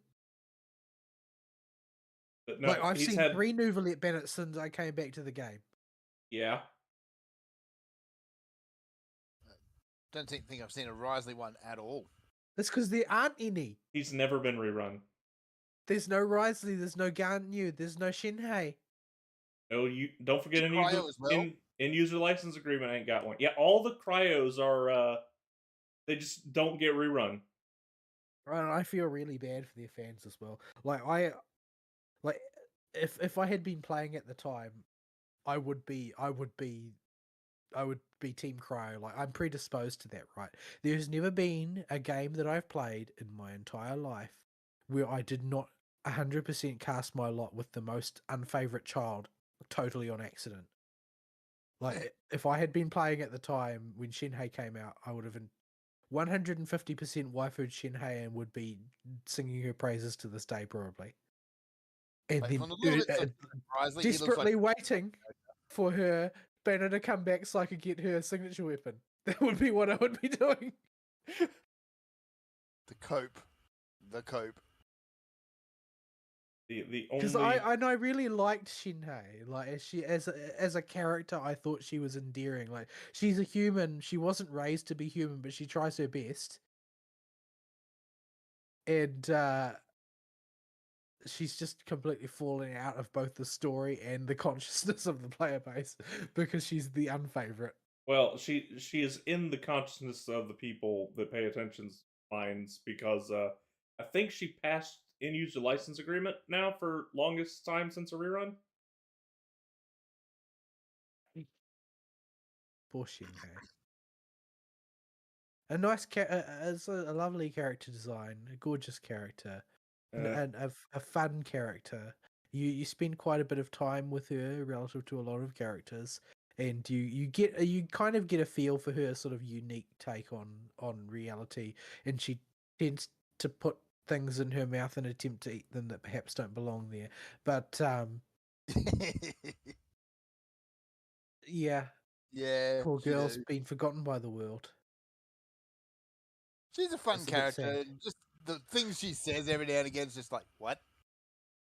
But Sitlali seems to have reached the sort of the level of popularity that it's like, well, if they do this again, if this is really the way it goes, if people like me who have just gone completely head over heels for Sitlali and want more and more of her in the story because they really think she's a fun character and enjoy seeing her interact with the others, like, if they're really going to leave us out in the cold again, then it's definitely there's some kind of bizarre anti-cryo bias going on here, because this is just too many points on the graph, you know?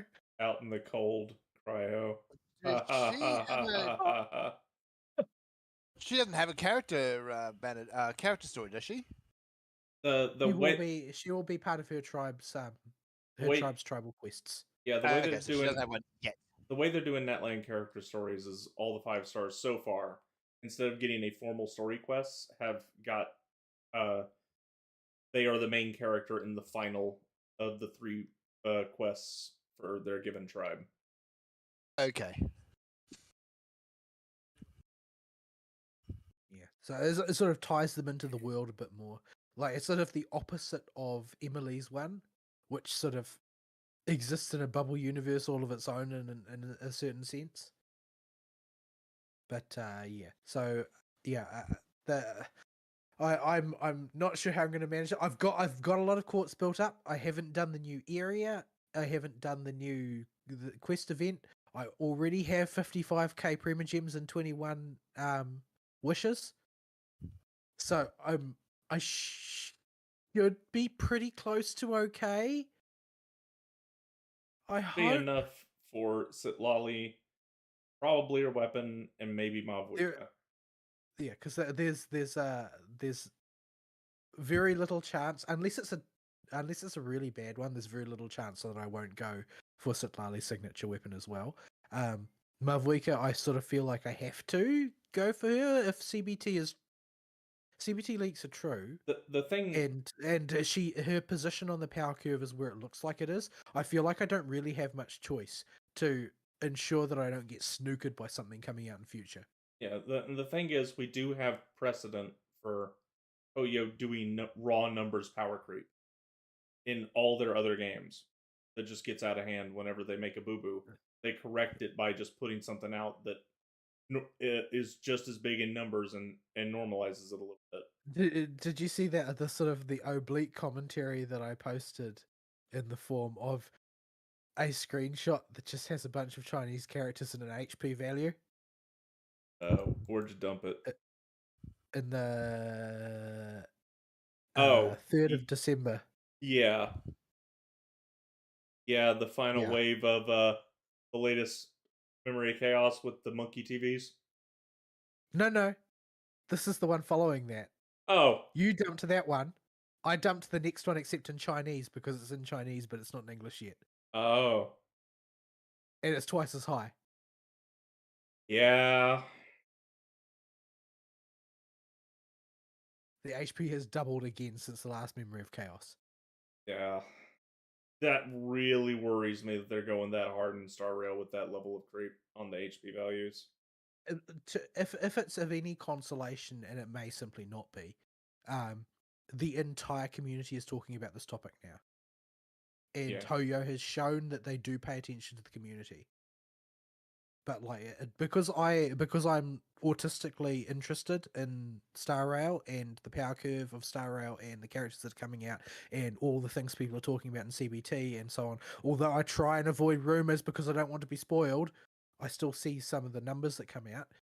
The whole community is talking about the end game mode's HP issue. It's like the number one topic of discussion right now. If you are working in Hoyo's marketing and research department, you are definitely aware that everybody is concerned about the HP. I mean, you do want to keep stuff challenging for your in-game players, and I get that JRPGs in particular are prone to power creep, but the sheer rate of increase we've seen is what's so worrying about it. Yeah, it's literally we're talking. What's that? The thing about it's sort of like the equivalent of that thing about CPU power that used to increase every 18 months by double. Yeah, something like that. It's like that. Every patch, the HP of the final boss of the in-game mode will double. Yeah. So yeah. And JRPGs in particular, whether it's realistic or not in Genshin, if I decide to do Spiral Abyss for a current cycle, for example, in Genshin, if I can't clear it, there's still that inkling in the back of my head where I give it a go and see how close I can get. Because it's not a numbers game. Well, it is a numbers game, but it's hidden in the skin of what is still rough action combat. I can play better. I can come up with stuff I can do to push the buttons at different times. In a JRPG, there it is all a numbers game and RNG on what the enemies hit. So when the HP values in that go up, I feel really out of You have control. you have a stronger sense of what can and can't be done. It's like when Cthulhu was bugged. This is going back some years. Oh, When Cthulhu was the bugged, mathematically impossible, supposedly yeah, Cthulhu. it wasn't. It was mathematically impossible. Nobody completed Cthulhu under those conditions, but everybody tried because you couldn't tell when you were at the helm of a character. You couldn't tell that Cthulhu was impossible. It still felt like you could get there because maybe you could do something different. But in that context, it was not possible to tell. Although it seemed basically when all of the background mathematics was data mined, it became evident that it was not actually able to be done because there was no way of putting out the numbers required to complete that encounter. But because you were at the helm, you couldn't tell. It felt like it was maybe just barely out of reach. In a JRPG, the number of variables drops pretty significantly and things do become calculable to a much more obvious extent. So when something can't be done, or when something becomes only doable for a certain percentile of the population, it's much more easy for the community to determine what that is. And I think that from a business perspective, while on one hand, Hoyo have a business incentive to continue the power creep to keep people pulling characters, on the other hand, they also have a business incentive to prevent the player base as a whole from discovering the rate at which power moves. And the only way to do that is to be more subtle about it. And they have not been subtle so far. Doubling the HP is not subtle. Yeah, that is that is a lot. So pulling from Mabuika, it's almost looking like it's going from a very good idea to a necessity if the same type of enemy scaling comes to Genshin at any point. Now, I we're think not. that actually the driving force behind this, in my opinion, like this is something that I've sort of come to sort of fantasize about rather than conclude.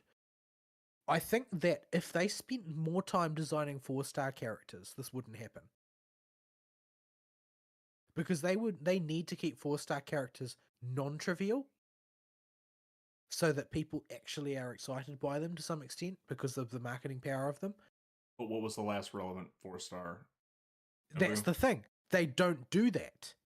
They don't do it. If they did do it, if they made 5 stars a luxury good and 4 stars the baseline, then you would not have this problem. Like the people with 5 stars, sure, they might be able to trounce things, but you've got in a lot of cases with like Hoyo games, for example, those top tier of events where they don't reward things which have concrete monetary value. Like, for instance, there are some things in one of the current ZZZ events that I probably won't do. Or, no, I may do them. I also may not do them. And the reason I may not do them is I don't see them as a priority. And the reason I may not do them is because they involve things like doing freaking arcade game again. You know, the one, the Vampire Oh yeah, Survivors one again. beat difficulty normal or whatever the level 3 version. It's like that was like pounding nails into my deck the last time. There's a good chance that I won't do it. And the reason why there's a good chance that I won't pound nails into my deck a second time is because this time it's not worth premium currency. And so I feel like I can take or leave it. There is a degree at which you can make a reward enticing, but not mandatory. And that is the way to do it, that one there. The one where you give that, I can't remember what it's called, the item that allows you to substitute for farming. You know the one? You can use it to stand in for other materials. The little purple chips in ZZZ. Yeah, it's like they are super, super valuable, but you don't need them. That's where I want those rewards to be. Super, super valuable, but don't need them. So you don't feel like you're forced to do those really high tier things. Put the stuff that really, really stretches the 5-star premium players at that tier. so they get a really rewarding reward that will allow them to skip a bunch of annoying drudgery and specific farming, but nobody else needs it. The problem That's is, really where I want it to be. yeah, the problem in Star Rail in particular is your weekly pay or your cycle of payout per month in Primo Gems is very tied to the 3 in-game modes and how Yeah. far you can clear into them. And if they just And start there's barring off nothing. more and more stars, that's less and less pulls, and pulls are what's going to bottleneck you and stop you from getting the characters to continue to get those in-game high star ratings. Now, if you look at it from a really, really objective position, losing star 36 or star 35 is only going to cost you like 1 or 2 pulls in a 40-day period, which is not very much. But that feels awful. And then take into account what happens if I take a break for a few months. Yeah, you might lose half a 10 pull, which is a lot, but it's also not crippling, but it will make you feel like you really screwed up But somehow. then keep in mind the HP scaling we got going on and apply that HP scaling. Maybe Yeah, not you're to going to this. come back and find out that you're not playing the same game anymore. It'll be Honkai 3rd. Yeah, it'll be I can't get any premium currency to pull any of the current new characters that I would need to even break into it, so why bother? Yeah, well, this is the thing, though. This is the only light at the end of the tunnel is that they did this in Honkai Impact 3rd. This is the advantage that Hoyo has as a gacha company. Most gacha companies either run a menagerie of independent teams who have no communication, or they run one gacha, like Delightful. In the case of Hoyo, they have communicating teams, although the extent of the communication is unclear. It's definitely there based on the way that people copy each other's ideas. They have made every mistake in the book. Like, Honkai 3rd is a masterclass in how not to do power creep, as far as you have to stay on the fringe of the power curve at all times. Like, the characters that have been released recently are all incredibly powerful. The most recently released one is Sparkle, and Sparkle is, from all accounts, a very effective support for fire teams. And what that means is that she's quite niche, actually. She doesn't completely shift the power paradigm. Same thing applies to Shixel Imperative. Like, she's not a must pull in the sense that she moves the power curve. Vita, you could argue she moves the power curve because she's very powerful, but she's also lightning element, meaning that there's going to be a bunch of challenges that she's basically not very good for. But you can see a sort of drift in their logic. The part 2 hasn't been out very long. It's kind of hard to tell exactly where they'll go because the break between part 1 and part 2 is actually quite strong. But every character that has been released since the advent of part 2, including the A ranks, have remained relevant. Like, significantly relevant and playable. To the extent that every character keeps getting rerun and people still pull for them. Like, Songche is being, like, they're running Sparkle right now. After Sparkle, they'll run Vita for about a week, and then after Vita, they'll run Songche for a week. And Songche is basically at risk of baiting Ari. She is the sort of the perky blonde Valkyrie character. 3 gotchas is For too much. part I'm 2. already considering moving one just for farm status. Yeah, but yeah, so, Songche is going to be rerun again. And I tried Songche out in the in some of the game modes where she's available, and she's still very effective. Like, she does her job well, and she plays very different to the other characters, and is an enjoyable sort of change up. My only sort of premium character that is like semi well built is Sparkle right now. So I spend a lot of time playing Sparkle, so everything seems a little bit fresh relative to Sparkle. But yeah, they seem to have changed their paradigm a little bit and have really eased back on the just like we need to trump whatever we did previously approach that they had before. To the point where, they used to have B rank characters. And you note that ZZ doesn't have any B rank characters. And do you know why? Because they ruled B rank characters out in Honkai Impact 3rd. because power creep got out of hand, they had to completely deprecate an entire design class.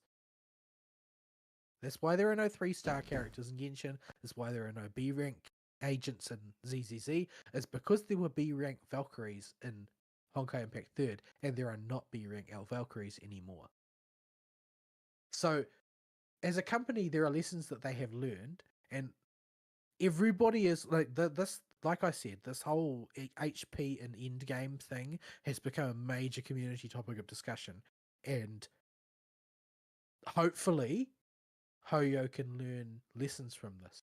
And I'm sort of disproportionately excited about that in a sense, because watching video games developers actually learn lessons in real time is something that I've sort of assumed was impossible thanks to Blizzard, Yeah, because they never seemed to learn anything. we'll have to see what kind of response they give to community going, yo, what? Like, Right. So I will. I did to try and mush on a little bit, because I've been sort of stalling on this to some extent. I will leave Genshin there because I didn't really play any of it. Honkai Star Rail, I will leave a certain amount of it to Ari to decide what he wants to talk about. I did sort of play through the story, and rather than getting into any great discussion now, because I'll probably need another bathroom break before I do, I enjoyed the primary story as an epilogue. I thought that it was I found it to be a satisfying epilogue to a bunch of dangling plot threads, and it felt very epilogue-y to me. I was not actually focused on this as a sense of hype for upcoming story. I kind of like being blindsided by new story to a certain extent. I like getting smashed in the face by it rather than having it build up slowly. And I liked the fact that they sort of took their time to resolve a lot of sort of personal things about characters that they intend to keep. I felt a little bit confused about what exactly it was that Ting Yun concluded she was going to do in the end. I wasn't really sure what the actual end of that discussion was. But yeah, I liked spending time with them and examining what the various characters were thinking. I got the distinct feeling that there were certain things lost in translation, but overall it was okay. I felt like maybe some of these things were a little bit less necessary, but they were not without benefit. And if they're going to carry these things forward, I'm interested in how they will do it. I was particularly intrigued to see that out of the blue, in the promotional material for Sunday, they used the Genshin Impact leitmotif in the background music. not watch his stream. I did, and for some reason it uses Genshin music. Very obviously Genshin music. Which is very confusing to me, but I know all these worlds are intertwined, so I'm interested to see if they decide they're going to do anything with that, whether they just thought the music was nice. I pulled a little bit for Sunday and did not get him. Instead, I got Jeopard. Again. Yet again. This is Jeopard, the third time you have spooked me. I would appreciate it if you would stop. You're not quite at Bailu tier yet, but you're getting there rather quickly. He's only approaching Bailu tier because Adventuring exists. We need Adventuring 2 to come out without a penis, and then he's done. Definitely, the game does not need anything more powerful than Adventuring from a sustained perspective. If they came out with a more powerful Adventuring, I might have to give the game up as a lost cause. Because already, if you have Adventuring on a team, that team can't die. At least I can't think of a way they could die. Like, how far would you have to creep the power in order to kill a team with Adventuring acting as sustain? The raw amount of just repeated shields he gives the team, that unless they invent a mechanic that is just this boss bypasses shields and deals and they only reduce damage taken by your characters or something, there is nothing they can do. They could also just decide shields are purgeable buff, and this boss has purge on its attack. Yeah, because every single time he gets 7 stacks, he reapplies the shield. But yeah, I think that's definitely a phenomena that they're going to have to tackle before too long. As far as pulling for Sunday goes, I am currently weighing my options, having hit Pity once and not gotten him. Like, do I save for Tingyan? Because I really want Tingyan, because my most powerful team in terms of raw output is my break team, my super break team, and Fugue is going to preserve that team into the future. So it's a strong perspective to pull for Fugue, and I'm interested to see, because I haven't found any details yet, because I'd have to dig too deep for leaks, and I don't want to dig deep for leaks, because with leaks come spoilers. I haven't seen any information on Fugue's signature light cone yet. So if I want to pull for that, then I might not want to go whole hog on Sunday. But the argument for Sunday is extremely strong. If I had not pulled for May, I would be in a really iffy position right now, because I went all in on Ryan May for her being cute way back in the day when I first started playing, and I Yeah. never regretted it. Happen to be an enabler for the next upcoming meta. Yeah. Just by completely blind chance. Because as far at the time that Ryan May came out, the break meta was Shuyi, and it was not good. It was extremely flexible, but it wasn't powerful. It did actually have pride of place for a while. Like, Shuyi was meta for new players, in the sense that there was no challenge she couldn't overcome with enough effort. Unlike a lot of other premium free-to-play character, a lot of other sort of like leading free-to-play characters at the time, which would run up against hard walls that they just had difficulty with. Shuyi didn't have any of those, but that was what Break was back then.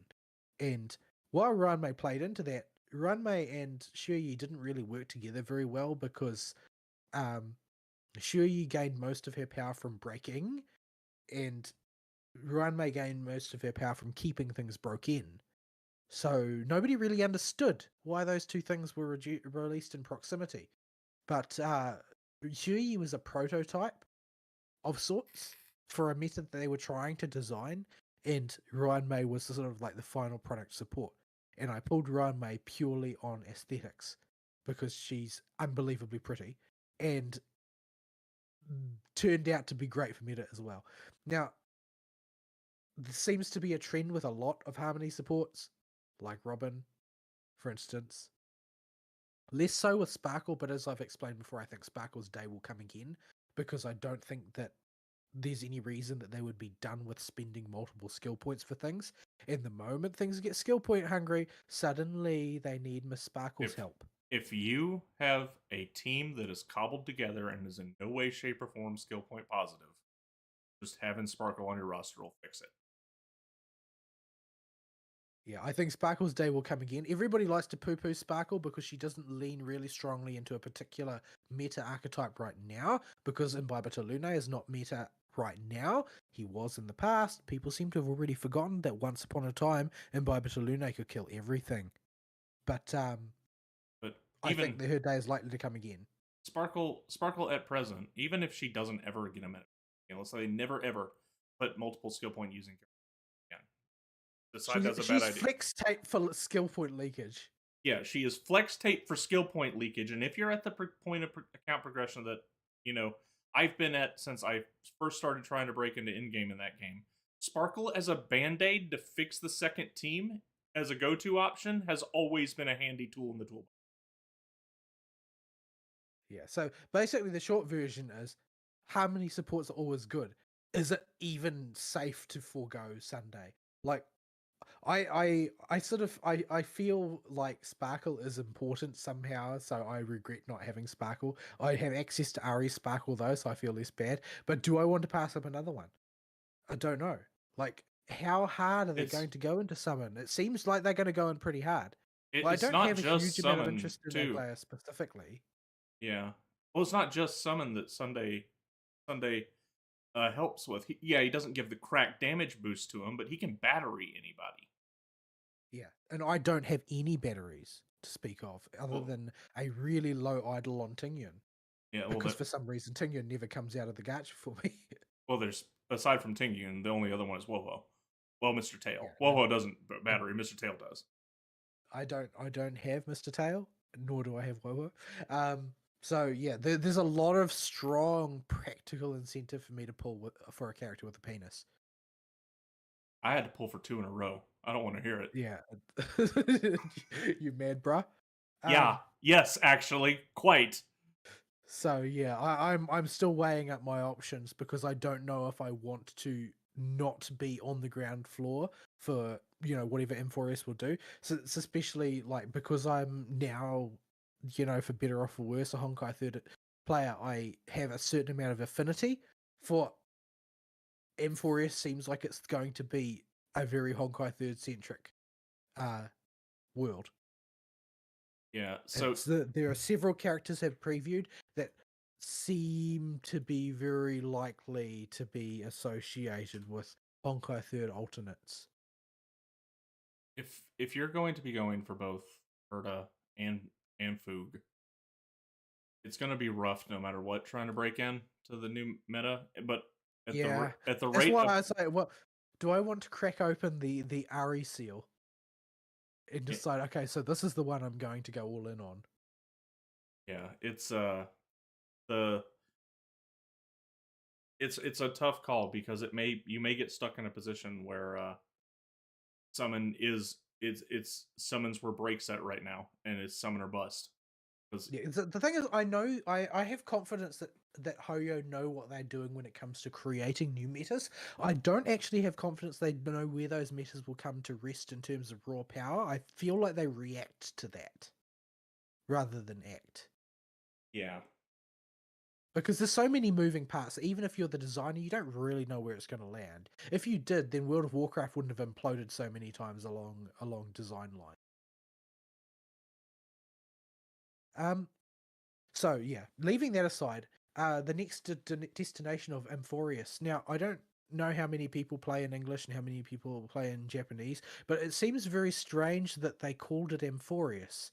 Because in Japanese, it's not called Amphorius at all. It's called Omphalos, which is a different Greek word. And to some extent, more relevant. I'm I really confused about that. I don't know. I cannot Because say the thing is that the thing is that it looks very Greek, right? You yes. think? Amphorius is not it's a Greek word, but it's just a word related to wine jars. Whereas omphalos is sort of like that's a whole concept in Greek, the center of the world, the center of creation. It's a really like heavy concept, relatively speaking, The Star compared to just Rail any old wine jar. the Star Rail localization team made questionable past when things already have proper names. Changing them. Our girl Sparkle. Yeah, yeah. So At any rate, yeah. So I'm a little bit unsettled by that decision. Like it seems to me like the localization team either knows something important that we don't about symbology. Maybe they are planning to use both at the same time and have the idea of the wine jar be because it's a while I poo pooed it because like Omphalos is a very like heavy concept of being the navel of the world, right? That's why I say the center of creation because it refers specifically to the navel, where the umbilical cord joins a human being.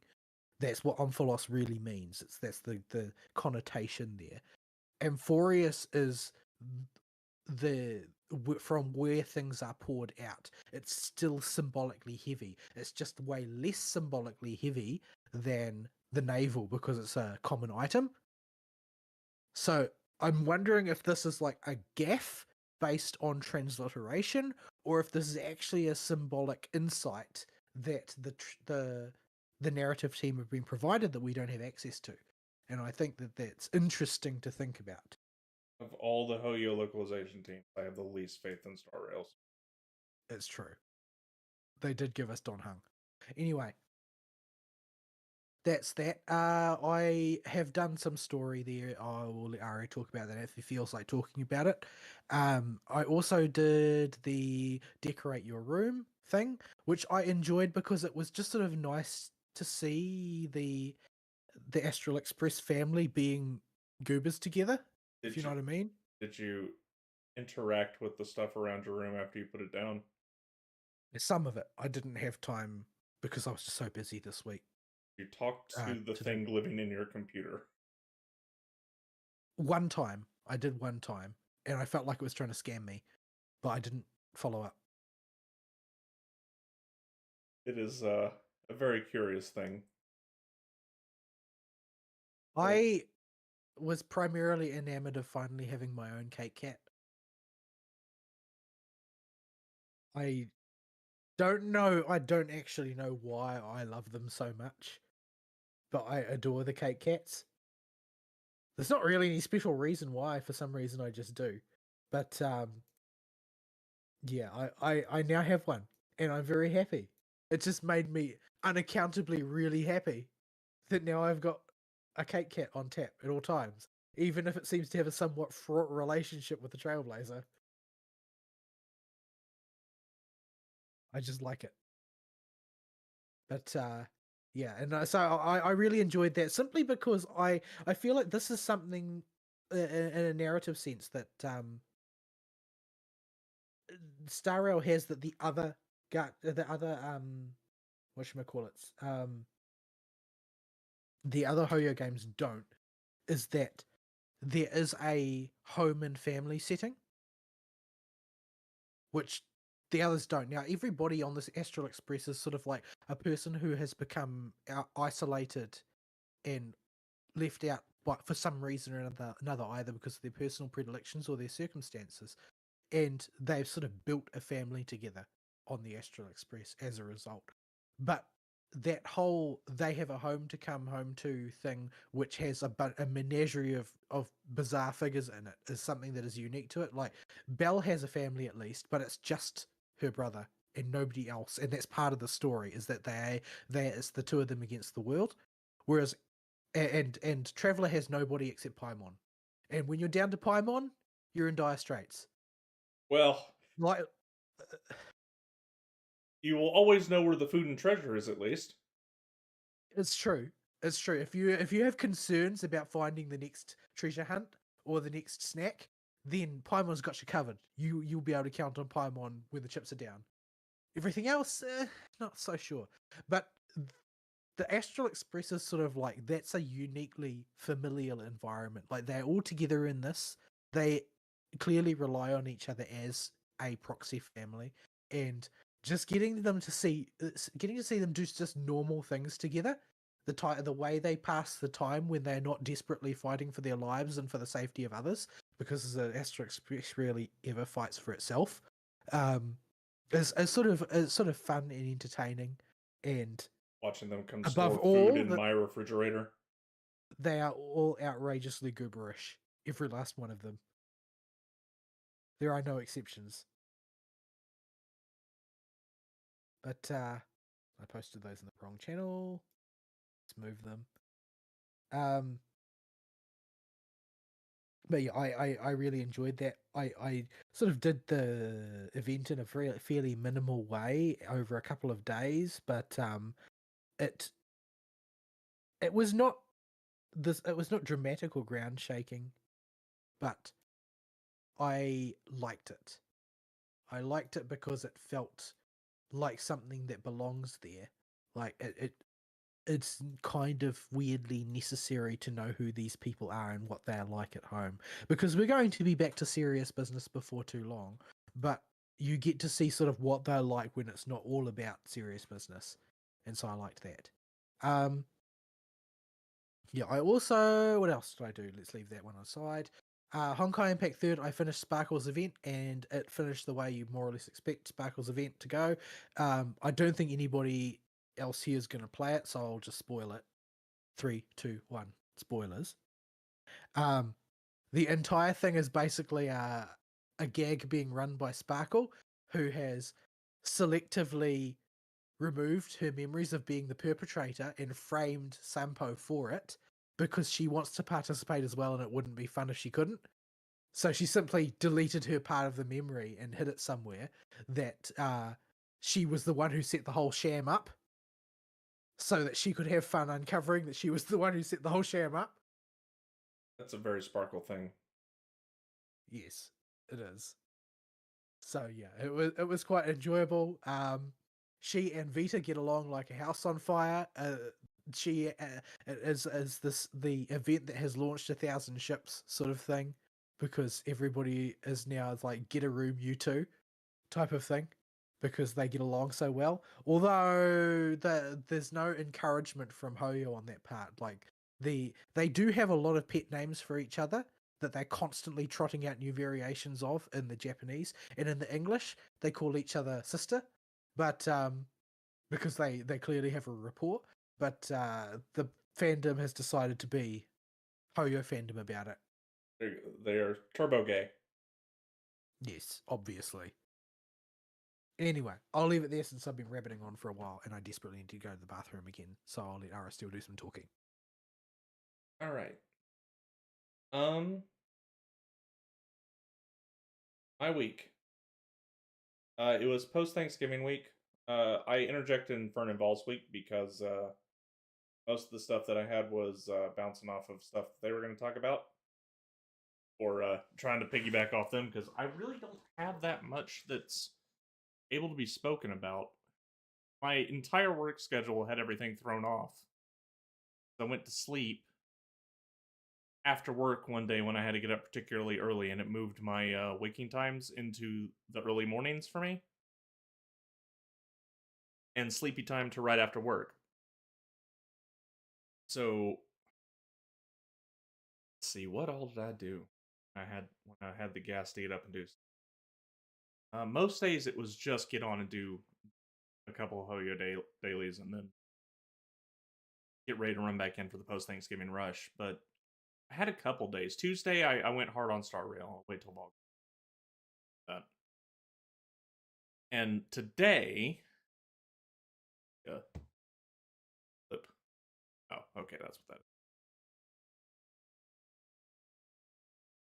that is. I diligently remember to check the email. Emails. What you call it? Today I played a little bit of Memories of Celceta. Once again, video game has play character for X number of hours Chivos, so gotta leave the game on, so my playtime is not indicative of how far I'm actually in the game. I hate games that do this. Why do they do that? I don't It's know. just pointless.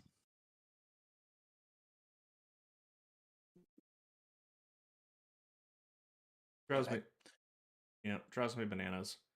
And so the only thing of note that I haven't piggybacked off you guys with is a little bit of the Star Rail story, but in case you want to play it later, Fern, don't want to go into any specifics on it, because not because anything is particularly interesting or memorable in this particular chapter for somebody that hasn't played the story, but because the very nature of some of the characters being involved will spoil other parts of the story. So I think that I would say to Fern, since though I don't expect Fern to go all in on Gacha the way that I do. No, And definitely not.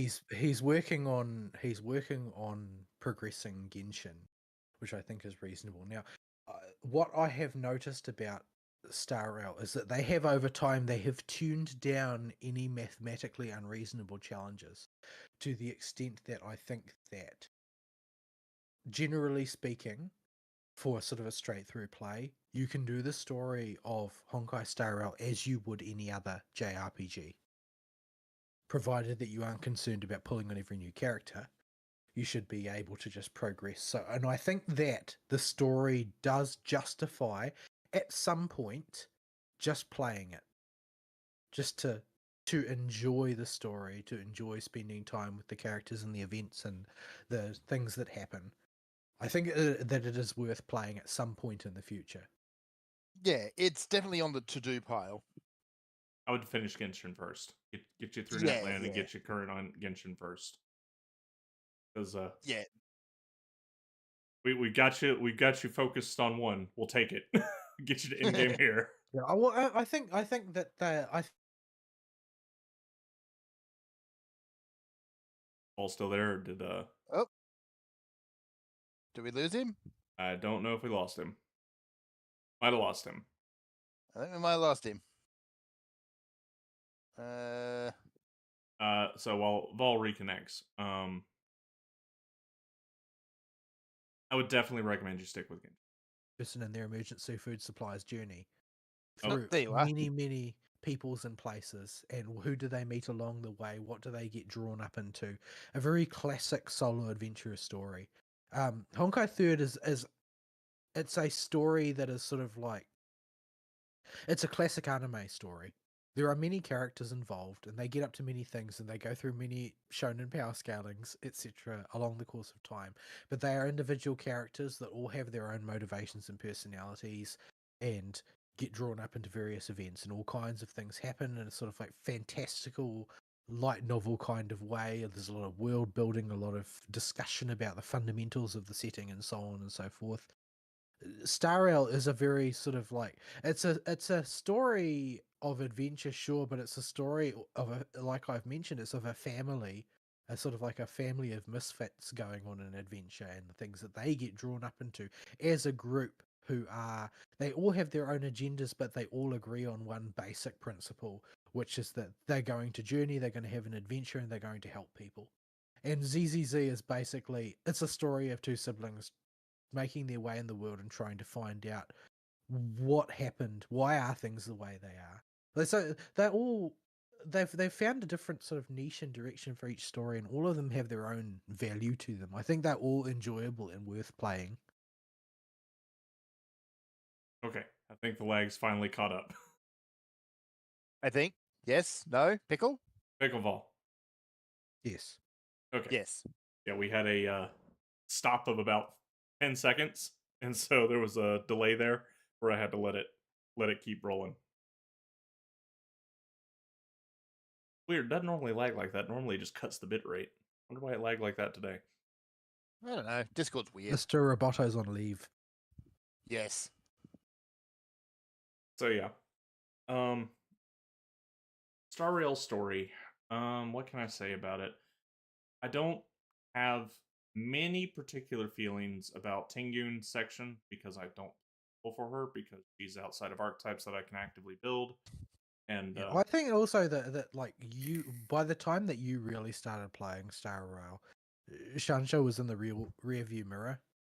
Like for me, Tingyun is someone I spent time with in real time, and actually sort of felt the knife go in when it turned out, about what happened to her and all of this. Oh, did she get new powers? Yes and no, depending on your point of view. the story leaves it, at least the localization, very ambiguous. What actually is different now? They use a vagary of something essence of destruction. Yeah, Nah. there's a lot of question marks sort of like floating in the ether around her, but she's sort of, to me, who was playing when Shansho was the latest content, she's a familiar face that you miss when she was no longer around, and now she's back. So there's a certain amount of gravitas to going through, what was the experience from her perspective? How does she view things? How is she going to adapt? What are her priorities? And she's, when you first meet Tingyun is very she's an interesting character, kind of a not quite Stanman, but still a bit of a wheeler and dealer. Doesn't quite flap as much. Knows what she wants and how to get it, and so on and so Yep. forth. She's gone through a lot of things since then, since the time that you encounter Stanman, and has different perspectives but you sort of see a more raw side of her and what she really at root believes in when all the rest of that is stripped away.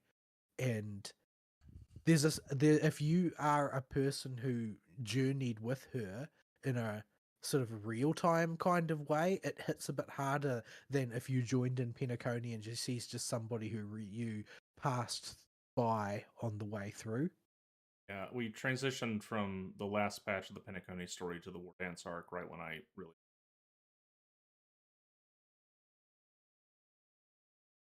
Yeah, when I started, there was no Penacony, and she was sort of like, when I started, it was just sort of leading into people beginning to sort of like, you really get to grips with what actually happened with her and what her role was in the Shansho arc and to what extent that even was a thing. Or yeah, there was a lot of questions about that. Where was she by the time it was all over, and so on. So there was a certain amount of catharsis that comes out of getting to spend time, like quality time, with Ting Yun herself. And what has she drawn from her experience? There's also a lot of mysteries opened up because for some reason Ryan May decides to intervene and help her, and we don't know why. She's got a mysterious benefactor who's sort of like prevailed upon her to do so. We don't know why. Like, there's a good chance that Ryan May might have intervened anyway, just out of intellectual curiosity. There's this.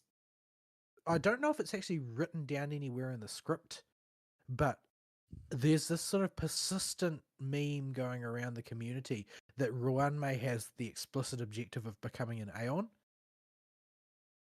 I don't remember reading that anywhere, but there's a lot of content in Star Rail I still haven't had time to read. Yeah. Making the Aeon of propagation not enough, she needs to become the Aeon of mommies. I mean, Yes. realistically, there's a valid path to defeating Yashi by simply subsuming her in some higher concept. That's what happened to Ina. So it's technically possible. But yeah, there's a persistent rumor about that, and there's a lot of backdrop there. I feel like, if anything, the biggest weakness that's highlighted by this is Star Rail's tendency to segregate character arcs from narrative arcs. Like, and this really came out in the Aventurine character arc, where they just made it a little bit stark to the point that a lot of people revolted against it. Where the camera focuses so narrowly on Aventurine and what is Aventurine doing, to the point that other important stuff sort of drifted into the background. He eats screen I time think that other people might have wanted to see spread a little bit more around the rest of the cast. Yeah, I think that Star Rail does have a bit of this tendency that they tend to lurch from close character examination to broader plot and then back again without very smooth transition or very good interweaving of the two. Mm-hmm. I think it's sort of a narrative weakness that it has. It doesn't mean that the content therein is not good, but that it ought to be balanced a little bit better. So that's Tengyun. For the other half of the story, well, we'll go. The other character is Sunday. He's in the marketing. I have very mixed feelings, and I think that it's almost a good thing. Like, I haven't decided how I feel about this particular fallen messiah. Yeah. So before we get into the character, we need to get into the gotcha. The gotcha. So I hate the gotcha. I love the gotcha. I hate every. Gotcha, be nice to me. If I tell you that I love you, will you be nice to me? No, it's the other way No. around. No, you always do the opposite. So I called this, by the way. I called it a little more extreme than I actually got, but it's to be expected. The gotcha's got to get at least a baby smack in. I had just had to sit there and pull for adventuring, and I was not happy about that.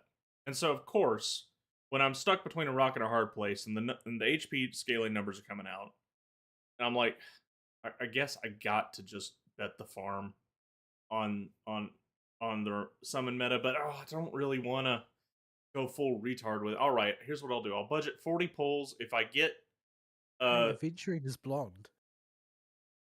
yeah. Unfortunately, there's no boobs behind that boob window. Yeah, it's just there's just pics there.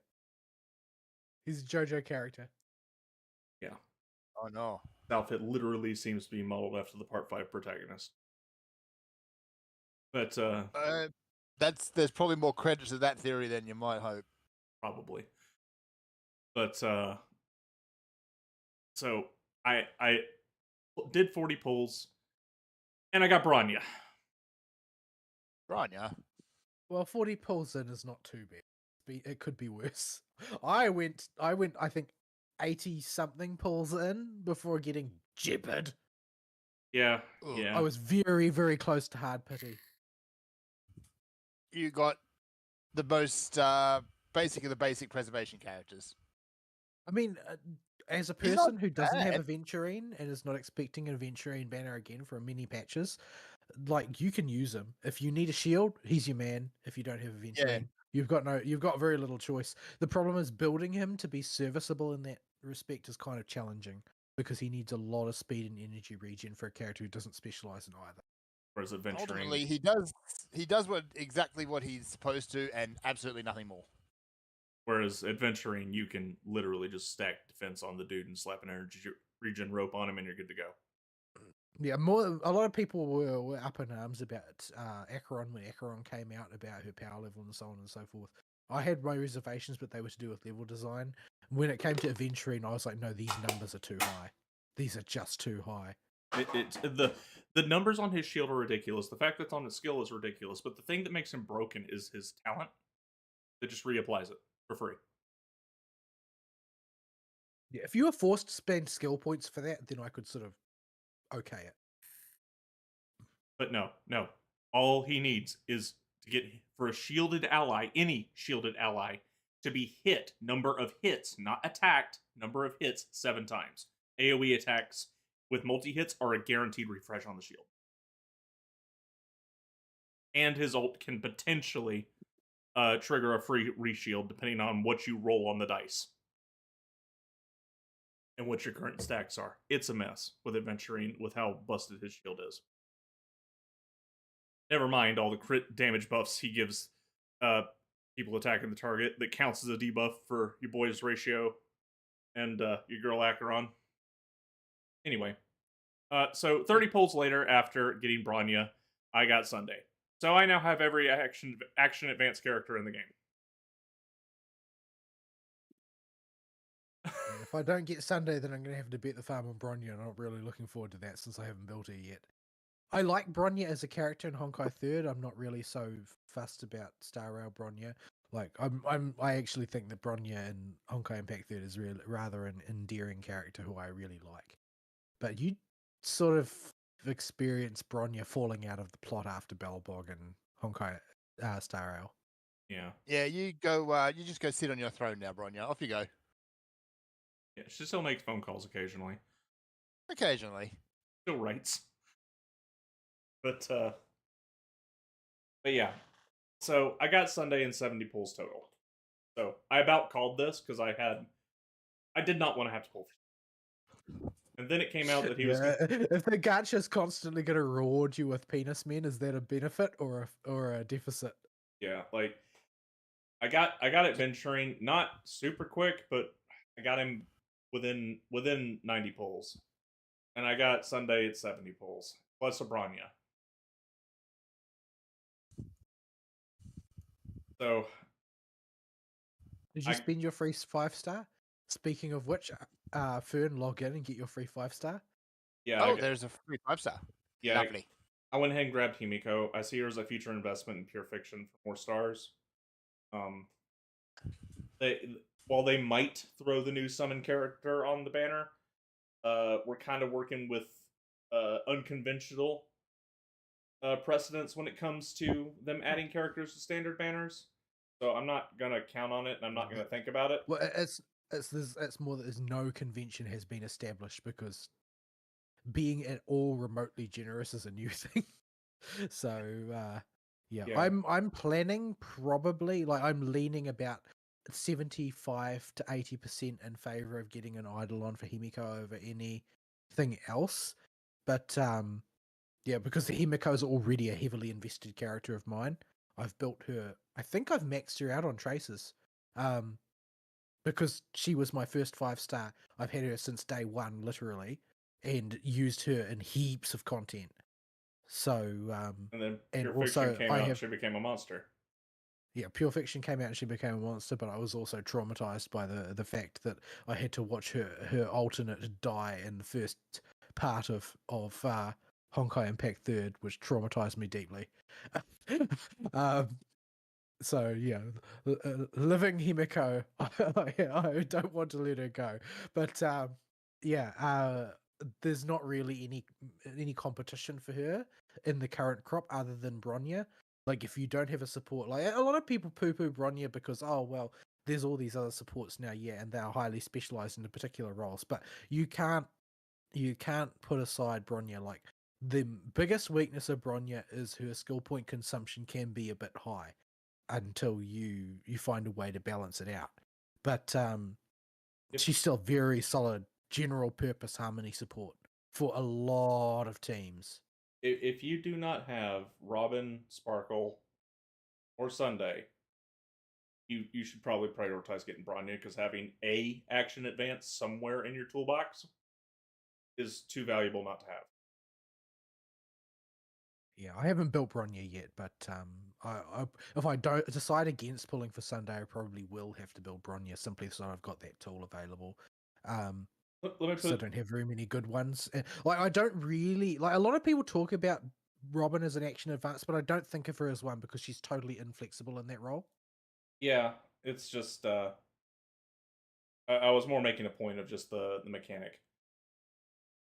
I It did, does technically you know, move the turn up. as part of the story. I did part of the story, and I went into the final boss of the story with the bunny team.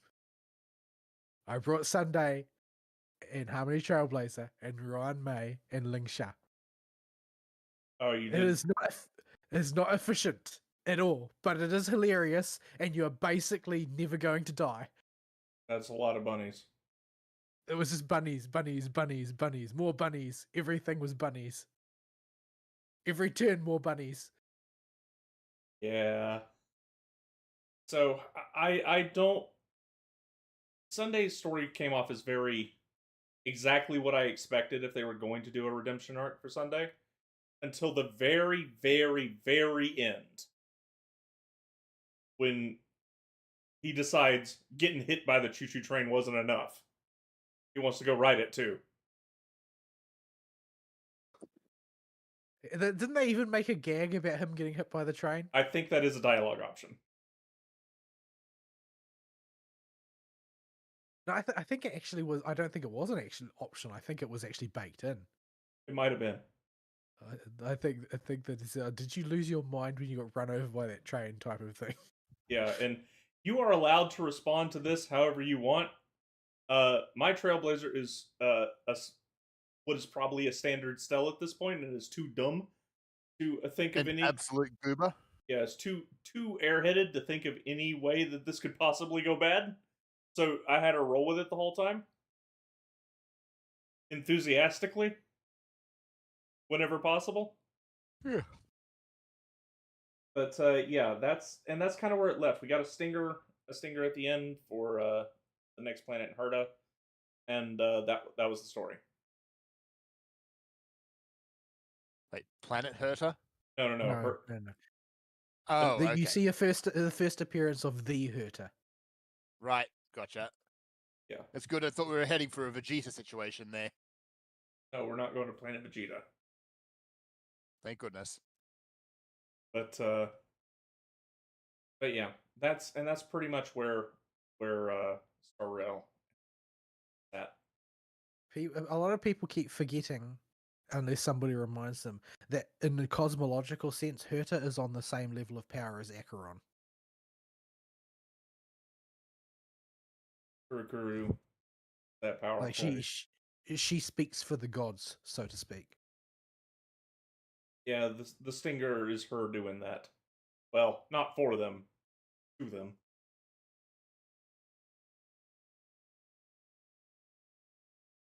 Hmm. But yeah, it's that's Star Rail. Uh, and I don't really have anything else for my week. Well, I the thing that I really wanted your commentary on, I suppose, is on ZZZ. Specifically, the changes to Ultimates. Okay, like I mentioned before, I do not follow any of the Hoyo news when it comes out and take it as it comes. I have a periphery awareness of what's coming in ZZZ with the changes to the Ultimates, but I have not looked up any numbers and had not intended to. Well, they didn't say anything about numbers because they never do. But this is going to overturn the entire paradigm. Because Because okay, the idea that the Ultimates are not... What just happened? I saw a sudden scene that I didn't yeah, understand. that's what I was. Everything And back. not what you were saying. My screen got all wiggy. Fern must have triggered a cutscene. I was No? very Oh, confused by what I beheld for a moment there. yeah, I'm doing puzzles down here. I kind of got shanghaied by a random quest where I'm dealing with, Colonel Possum and Communist Frog. Oh, that one. That one's the long end for this one. I don't know what you're talking about, so clearly I haven't read that one yet. That's the long quest chain for Fontaine. But yeah, anyway, what I was talking about is like there are a lot of characters in ZZZ whose ultimates have never been used by anybody ever. Yeah. So pull up a So site. there are like entire skills functionally that characters have that simply have never seen any play before because there were never any resources to use them, and suddenly now they need to be built and used. Yeah. Mhm. Let's see here. They have a nice summary somewhere. Ugh. Coffee shop update. No, about that. Where is... Also, there's a new in-game mode. I don't know anything about it because I didn't have time to watch the previews. Oh, right. Okay. So that's what they're doing. So, okay. Spirits and Decibels going individually. I knew it in the back of my head what they were doing, but it was brain farting on me. Okay. So the way it works now, one character on your team is the designated alter, and there are a handful of them that are worth using. And there's even a set that, if you build the 4-piece for it, will buff your whole team if you use the ult on that character. And they will be the one that... Again. Yep, we're under the planet again. It's really alarming to behold. We're still on I the got one more to do yet. We're still on the party buoy. So Buddy booby. so the camera tries to get to you but can't make it, so we just see half-loaded world in the void. Behold the void. So yeah. Basically what this means is that if you have Bernice on the team, you're always going to ult with Bernice because you can swap a character out or swap a character in while she's ulting and do damage with them while the ult's going on. If you don't have Bernice, you're going to ult with Lucy because you're probably building the ult set on Lucy to full if you don't have Bernice, and you're going to use it to get even more of an attack buff with her steroid. Everybody's got Lucy, at least a Lucy after the cheeseburger event. So after Cheesetopia. So most people are going with that route for their generic support. If you don't have Lucy or Bernice on the team, or they happen to occupy the same team and you're running a 2-team game mode, you're going to be ulting with your main DPS, and your stunner and your utility character are never ever going to push the ult button. And there will be characters like I've only ever altered Anby or Nicole by accident. Yeah, there's no reason for you to push that button on those characters, and for this reason, there are people, quite a few people, that just have that thing stuck at like level 1 or level 3 for their ult because there is no reason to level it up. So yeah, this is going to adjust the power balance quite a bit. We'll see what this does for Wig out incoming. Okay. And also, I think it might also influence the design space a little bit. Yeah. Because now the assumption has to be made that it will be used in every team. Yeah, and suddenly characters that have a powerful ult but just couldn't use it before because it wasn't Bernice or Lucy or a main DPS, suddenly their ultimate is now a factor because they can build charge and use it. And this could see quite the tier list shakeup. Like, Grace's ult is relatively powerful, applies a lot of electro, and can get you a free disorder proc. But you don't really ever see her use it because she's usually the tertiary member on the team, unless your name is Vol and you only pull Graces. Yeah, so Grace is a primary damage dealer for my secondary team. So she always gets the ult without fail because she's with Nicole and NB. Yeah, like Kingi can apply a ton of free days and quick trigger her max damage up, but you usually want to save the ult for her partner Zu, who you're probably running with Kingi, or your damage dealer, who's still going to do more for you overall than Kingi using her ult to get a second stun, even at max damage amp. So Kingi never gets the ult. Yeah, Like, so if you're using it with like Yanagi or something, you're definitely not going to give Chinyi the ult. yeah. So them being able to have that will give them utility options as well, and the fact there are effects on some of these ultimates, like the increased stun damage that Kingi does, that just aren't worth it because it doesn't total as much as just saving it for when you stun the enemy naturally and then blowing your load with Su Yuan, or whoever your DPS of choice is.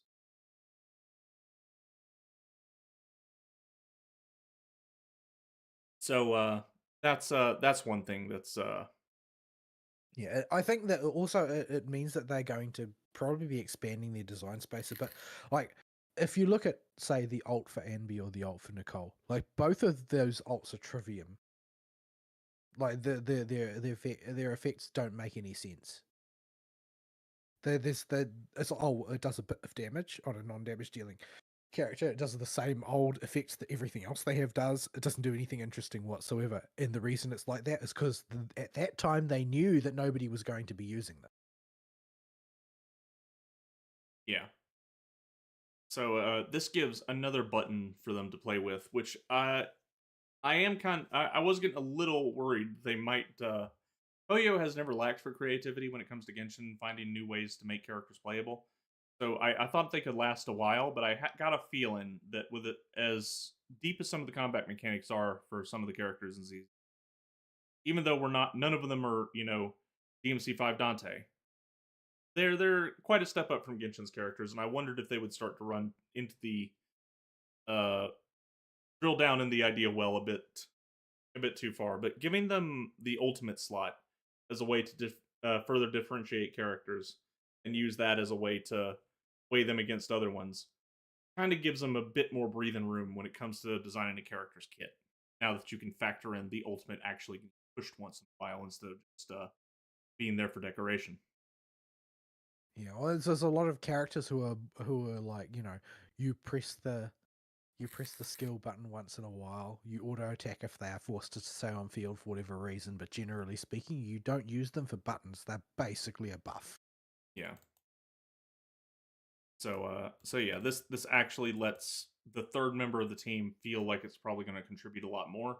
Things like being able to use Nicole's ultimate. That Nicole is probably going to shoot up in the tier because She's no longer a non-contributor entirely to damage and stuff.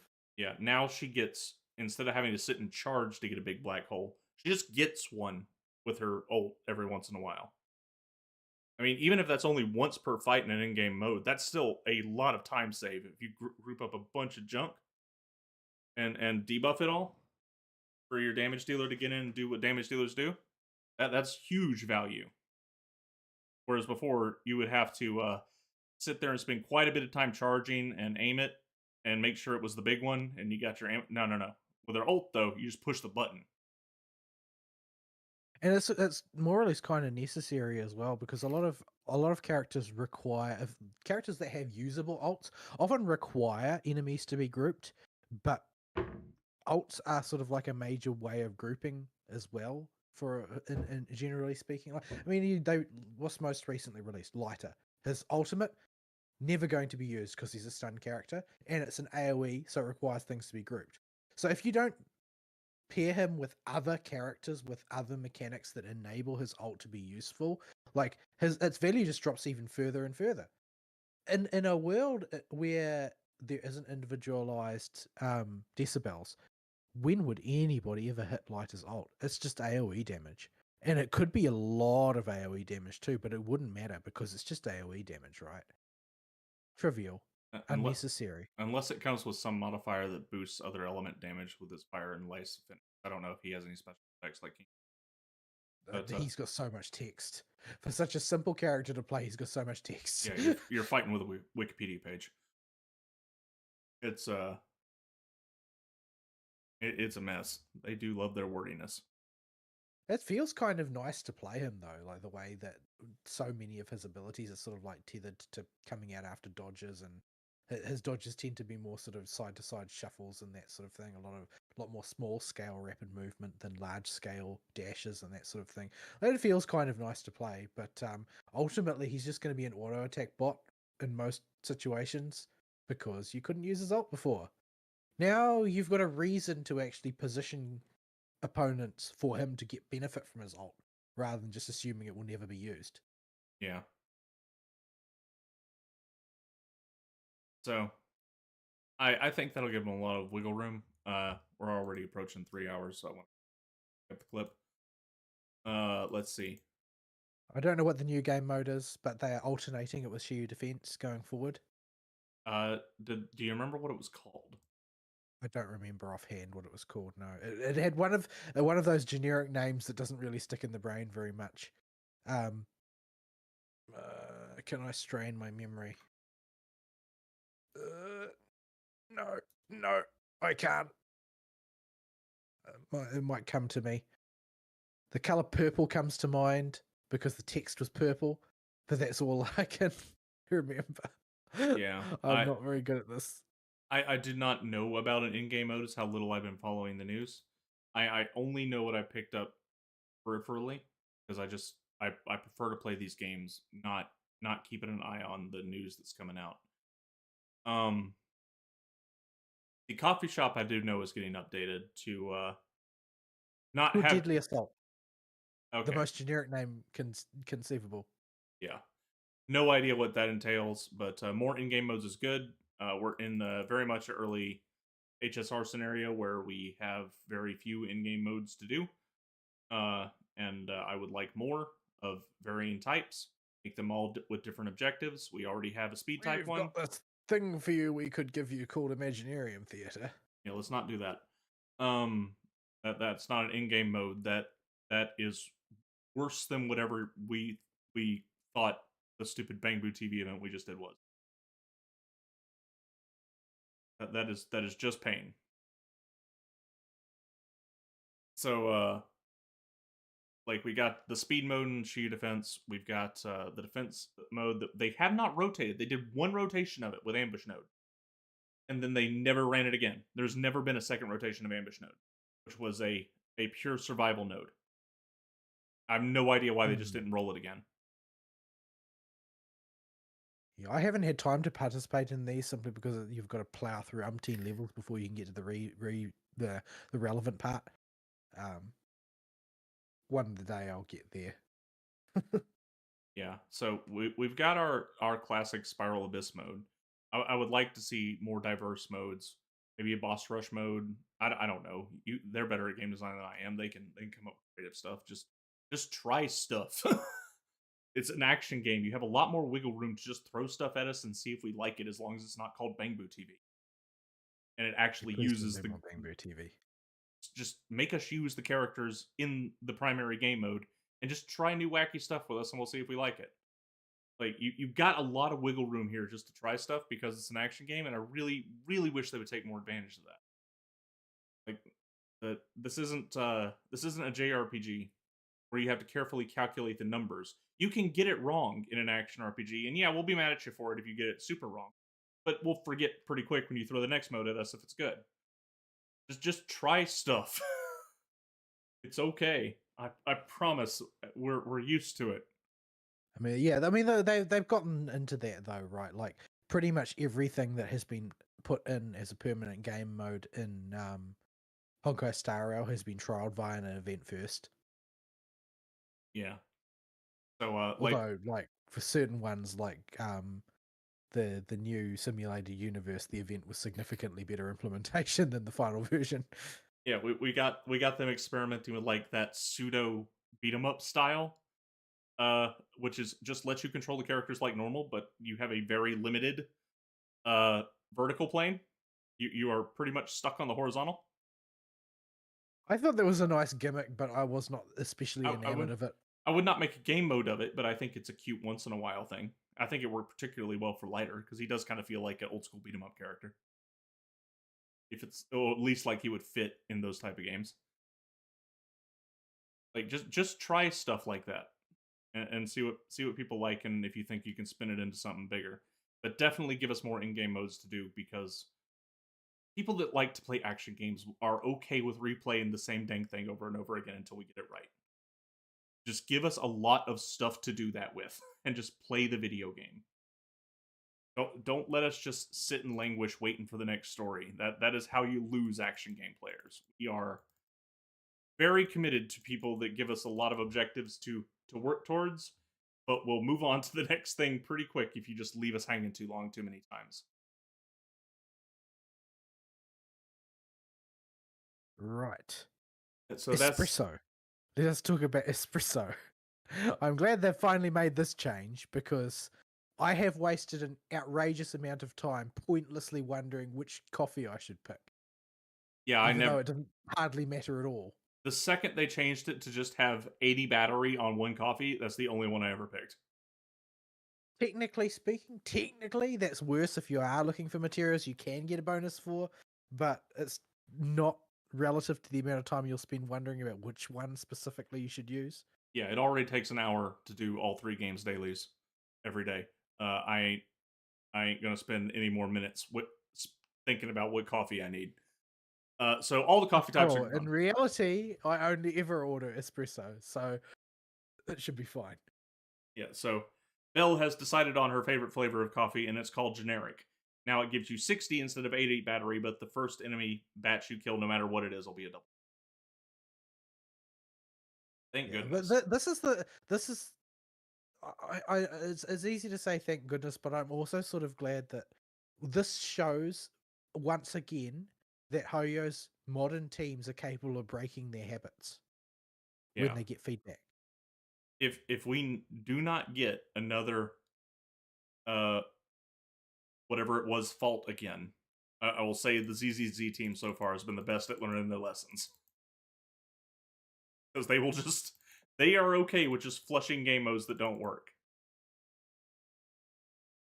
Yeah, and I can imagine any number of development teams that would just refuse to back down on something like this. So no, you need to make the choice. This is player choice. I thought you guys wanted player choice. Yeah, we don't want to do it at all. Okay, we'll have Fairy do it for the ones that exist currently. Not going to do it anymore in the future. Cool, on board with that. They're further adding. Oh, they're adding training plans like in the other game, like in Star Rail and Genshin. You can track a specific character to figure out where their crap is. I forget where it actually is in the interface in Genshin, but I think it is in this game. But they're adding that. There's a special menu that appraises your character and tells you what parts of it are weak. Yeah, so you can track a character like you can in Star Rail and find what nodes drop their upgrade materials or where you need to go to get their stuff. Just a little bit less brain work when you're trying to, if you're mono focusing on one character and you just are working on building that one up, you can just set that to your track character and have less thought during dailies, which is nice. And there's a whole bunch of other minor updates and the new story update coming. Whole lot of stuff in 4.0. And we get Little Miss Judgment Nut. And she Yeah, does. unfortunately for Ari, since she turns out she has Judgment Nut, he is obliged to pull for her. He has to bandwagon now. He has no choice. Yes. I have re-gotten to 14,020 pulls. I've been saving for her since the word go, so I have plenty of pulls. So I should be able to at least get her.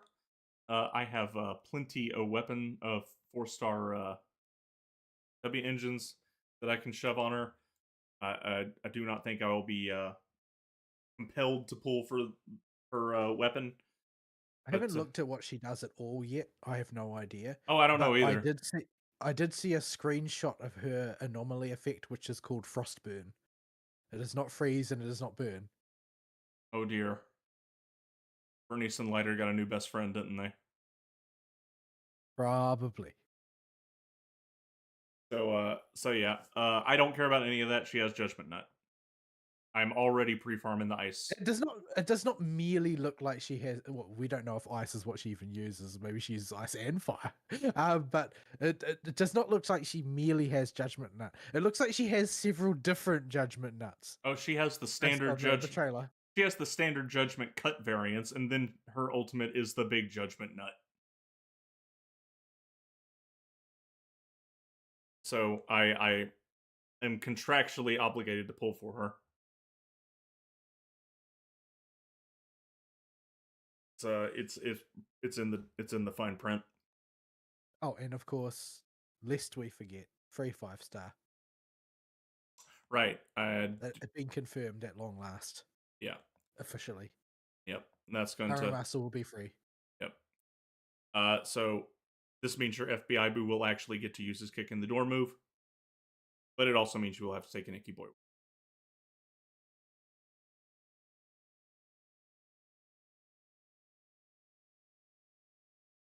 So yeah, that's where we're at with ZZZ. We will see more when it comes out. As like with all things ZZZ, I play it first before I talk about it in depth. I haven't been giving you a whole lot of previews on what's coming because it's an action game. I have to put my hands on it and play it to get an idea of what I think about it. But it looks good, and the system changes are good, and I hope we continue to see more of them. I heard that they're also doing a like how in Memory of Chaos you can skip some levels. I've heard they're adding something like that to Sheer Defense as well. Yeah, it's not that big of a deal in Sheer Defense because zipping through the early levels is really fast once you outlevel them. I wouldn't know. I haven't tried it. Yeah, the level scaling is real in that game. So you blitz all the way up to the level 60 level already within like 10 minutes. So save yourself 10 minutes. Cool. I mean, I'm fine with that. I mean, the amount of shit that I have to do, I'd be happy to save 10 minutes, TBH. Yeah. So I am not run into a Sheer Defense that I have had trouble with, but I have a pretty cracked roster. So we'll see how long that holds.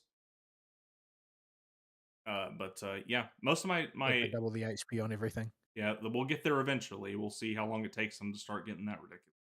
This ult change may spark it, because if they keep the same damage multiplier on all the ults, that's going to increase your team's raw damage output tremendously. And also radically increase the value of stun characters, which may drag down Anomaly team. So we'll see what the paradigm shift will be. I will probably continue to use what I've got because it's what I got built, and it takes forever to build anything in that game. And I have two teams that are relatively well put together. Well, one of them needs quite a bit of help, but the other one's pretty as close to done as I'm going to get it. So we will see. We will see. Right. That's all the Hoyo news I got. Okay. That's it for our weeks. That's pretty much it for the news as well, admittedly. Yeah, 3 hours later. Okay, that's it for our weeks. Yep. But yeah, there's really nothing else to talk about. It's kind of in the doldrums before the events, other announcements of the nepotism awards. There was news-wise, heaps of people have been mainly talking about the formal announcement of Ananta. Though I have no idea what that's actually going to materialize as. It looks like it's basically NetEase's attempt to take on the Hoyo Titan. Yep. But we'll see. Yeah. The only other major news is Final Fantasy XIV had yet more drama related to add-ons with its latest ultimate, and they're being dumb about it. Everybody on all sides are being stupid. I've seen a lot of people talking about it, but I haven't looked at the content of it because I just assumed it would be the same debacle as last time, more or less. It's even stupider than last time. They weren't caught as explicitly as before, but there was a tiny red dot that is only present if you use a particular add-on that identifies hitboxes more accurately on your screen, so you can more clearly see where your character's actual hitbox is. Whether or not you're standing in the poop. Yeah, it's a less egregious hit than the super telescopic zoom, but still one that I suppose gives you an advantage that's significant. But they are. But I'm not actively playing Final Fantasy 14 right now, so I did not follow the race. I do not even know the mechanics of the fight, and I don't. I'm much softer on plugins than I was when by the time the last one came out, because Dawn Trail happened, and I don't care about making Yoshi cry anymore. Yeah, it's if Dawn Trail hadn't happened, I would probably be still more ideologically in the tank, but I'm not. Yeah, no. At this point, if we ever go back, just install No Clippy. What else?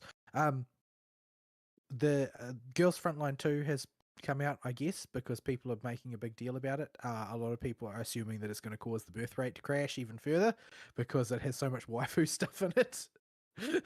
Like it wasn't already waifu heavy. Well, before it was just, oh, these characters are classically regarded as waifus. Now they've got heaps of like domestic life simulation type stuff embedded in it, like really high resolution domestic life simulation type stuff. And South Korea is going to be going for a new record. South Korea already the record setters in low birth rate, and it's not close. Yeah, but they could break their own record. I mean, yeah, you can always improve, I guess. But well, no, they are already. I don't think that encouragement is going to make much difference at this point. After all, they had the saddest coup in human history just recently.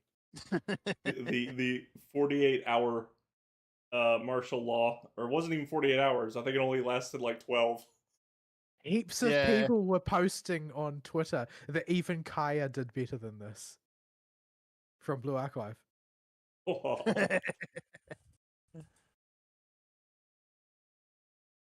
And since Blue Archive is like super, super, super big in Korea, and there was mostly Koreans posting this as well. Like they take you as seriously as the most laughable antagonist in Blue Archive. Oh dear. They take you less seriously because you couldn't even beat her high score. South Korea's a mess. If you most of the takes you'll find on the internet are pretty stupid, but the raw facts of it are still hilarious. Yeah, like it is a mess, and realistically, it is. Basically, it is feminism run amok. Like feminism won there. They became a political force that was capable of dictating policy, and so they did, and it destroyed their country. Yeah. The most radical form of feminism became the normative perspective for women in that country. So women in that country refused to date, marry, or have children with men. Yeah, and so the country is dying the death now. Yeah, what else can happen? To put into perspective their high score I was talking about before, you need obviously greater than 2.0 bursts per woman to just stabilize your country. You need at least 2 kids per woman. Traditionally, people say 2.1 to 2.2. Yeah, because in modern infant mortality rates. Yeah. South Korea is at 0.73. That's and dropping rapidly. Like they are plowing quickly towards basically nobody being born at all. There'll always be a baseline number of people being born in any given society where people gather together, but they're actively forcing theirs downward because, you know, the feminists are refusing to breed, refusing to date, refusing to marry, refusing to do anything which entails a future for South Korea, and the males have come to hate them for it. The entire country is going to come to an end. Yeah, it's on a ticking clock if things don't change. In fact, even if they do change, they might still be on a ticking clock.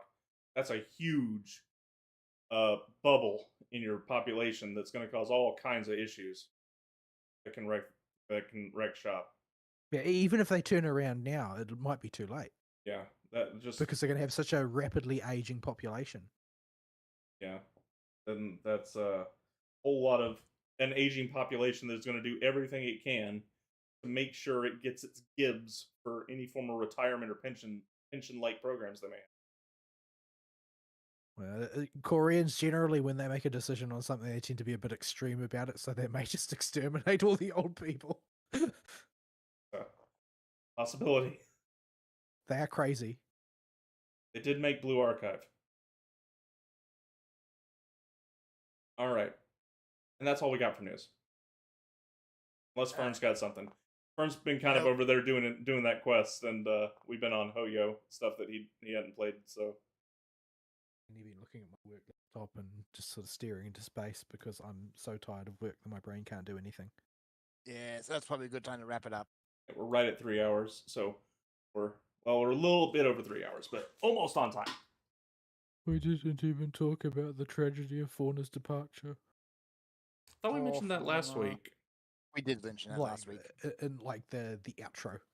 Oh, Yeah, we'll it mention was only just been announced at that point. We'll mention it in this outro again, and we'll have the week she actually retires formally to get it good. All right. I think we wrap it there. Final closing comments for us and us out. I'm dying. If you'd like to join us on the party buoy, feel free to post in our Discord and find us on Genshin. I don't even know where the party buoy is. Where are we? I don't know. Coast of Poisson. It's wherever Fern was when I logged into his game.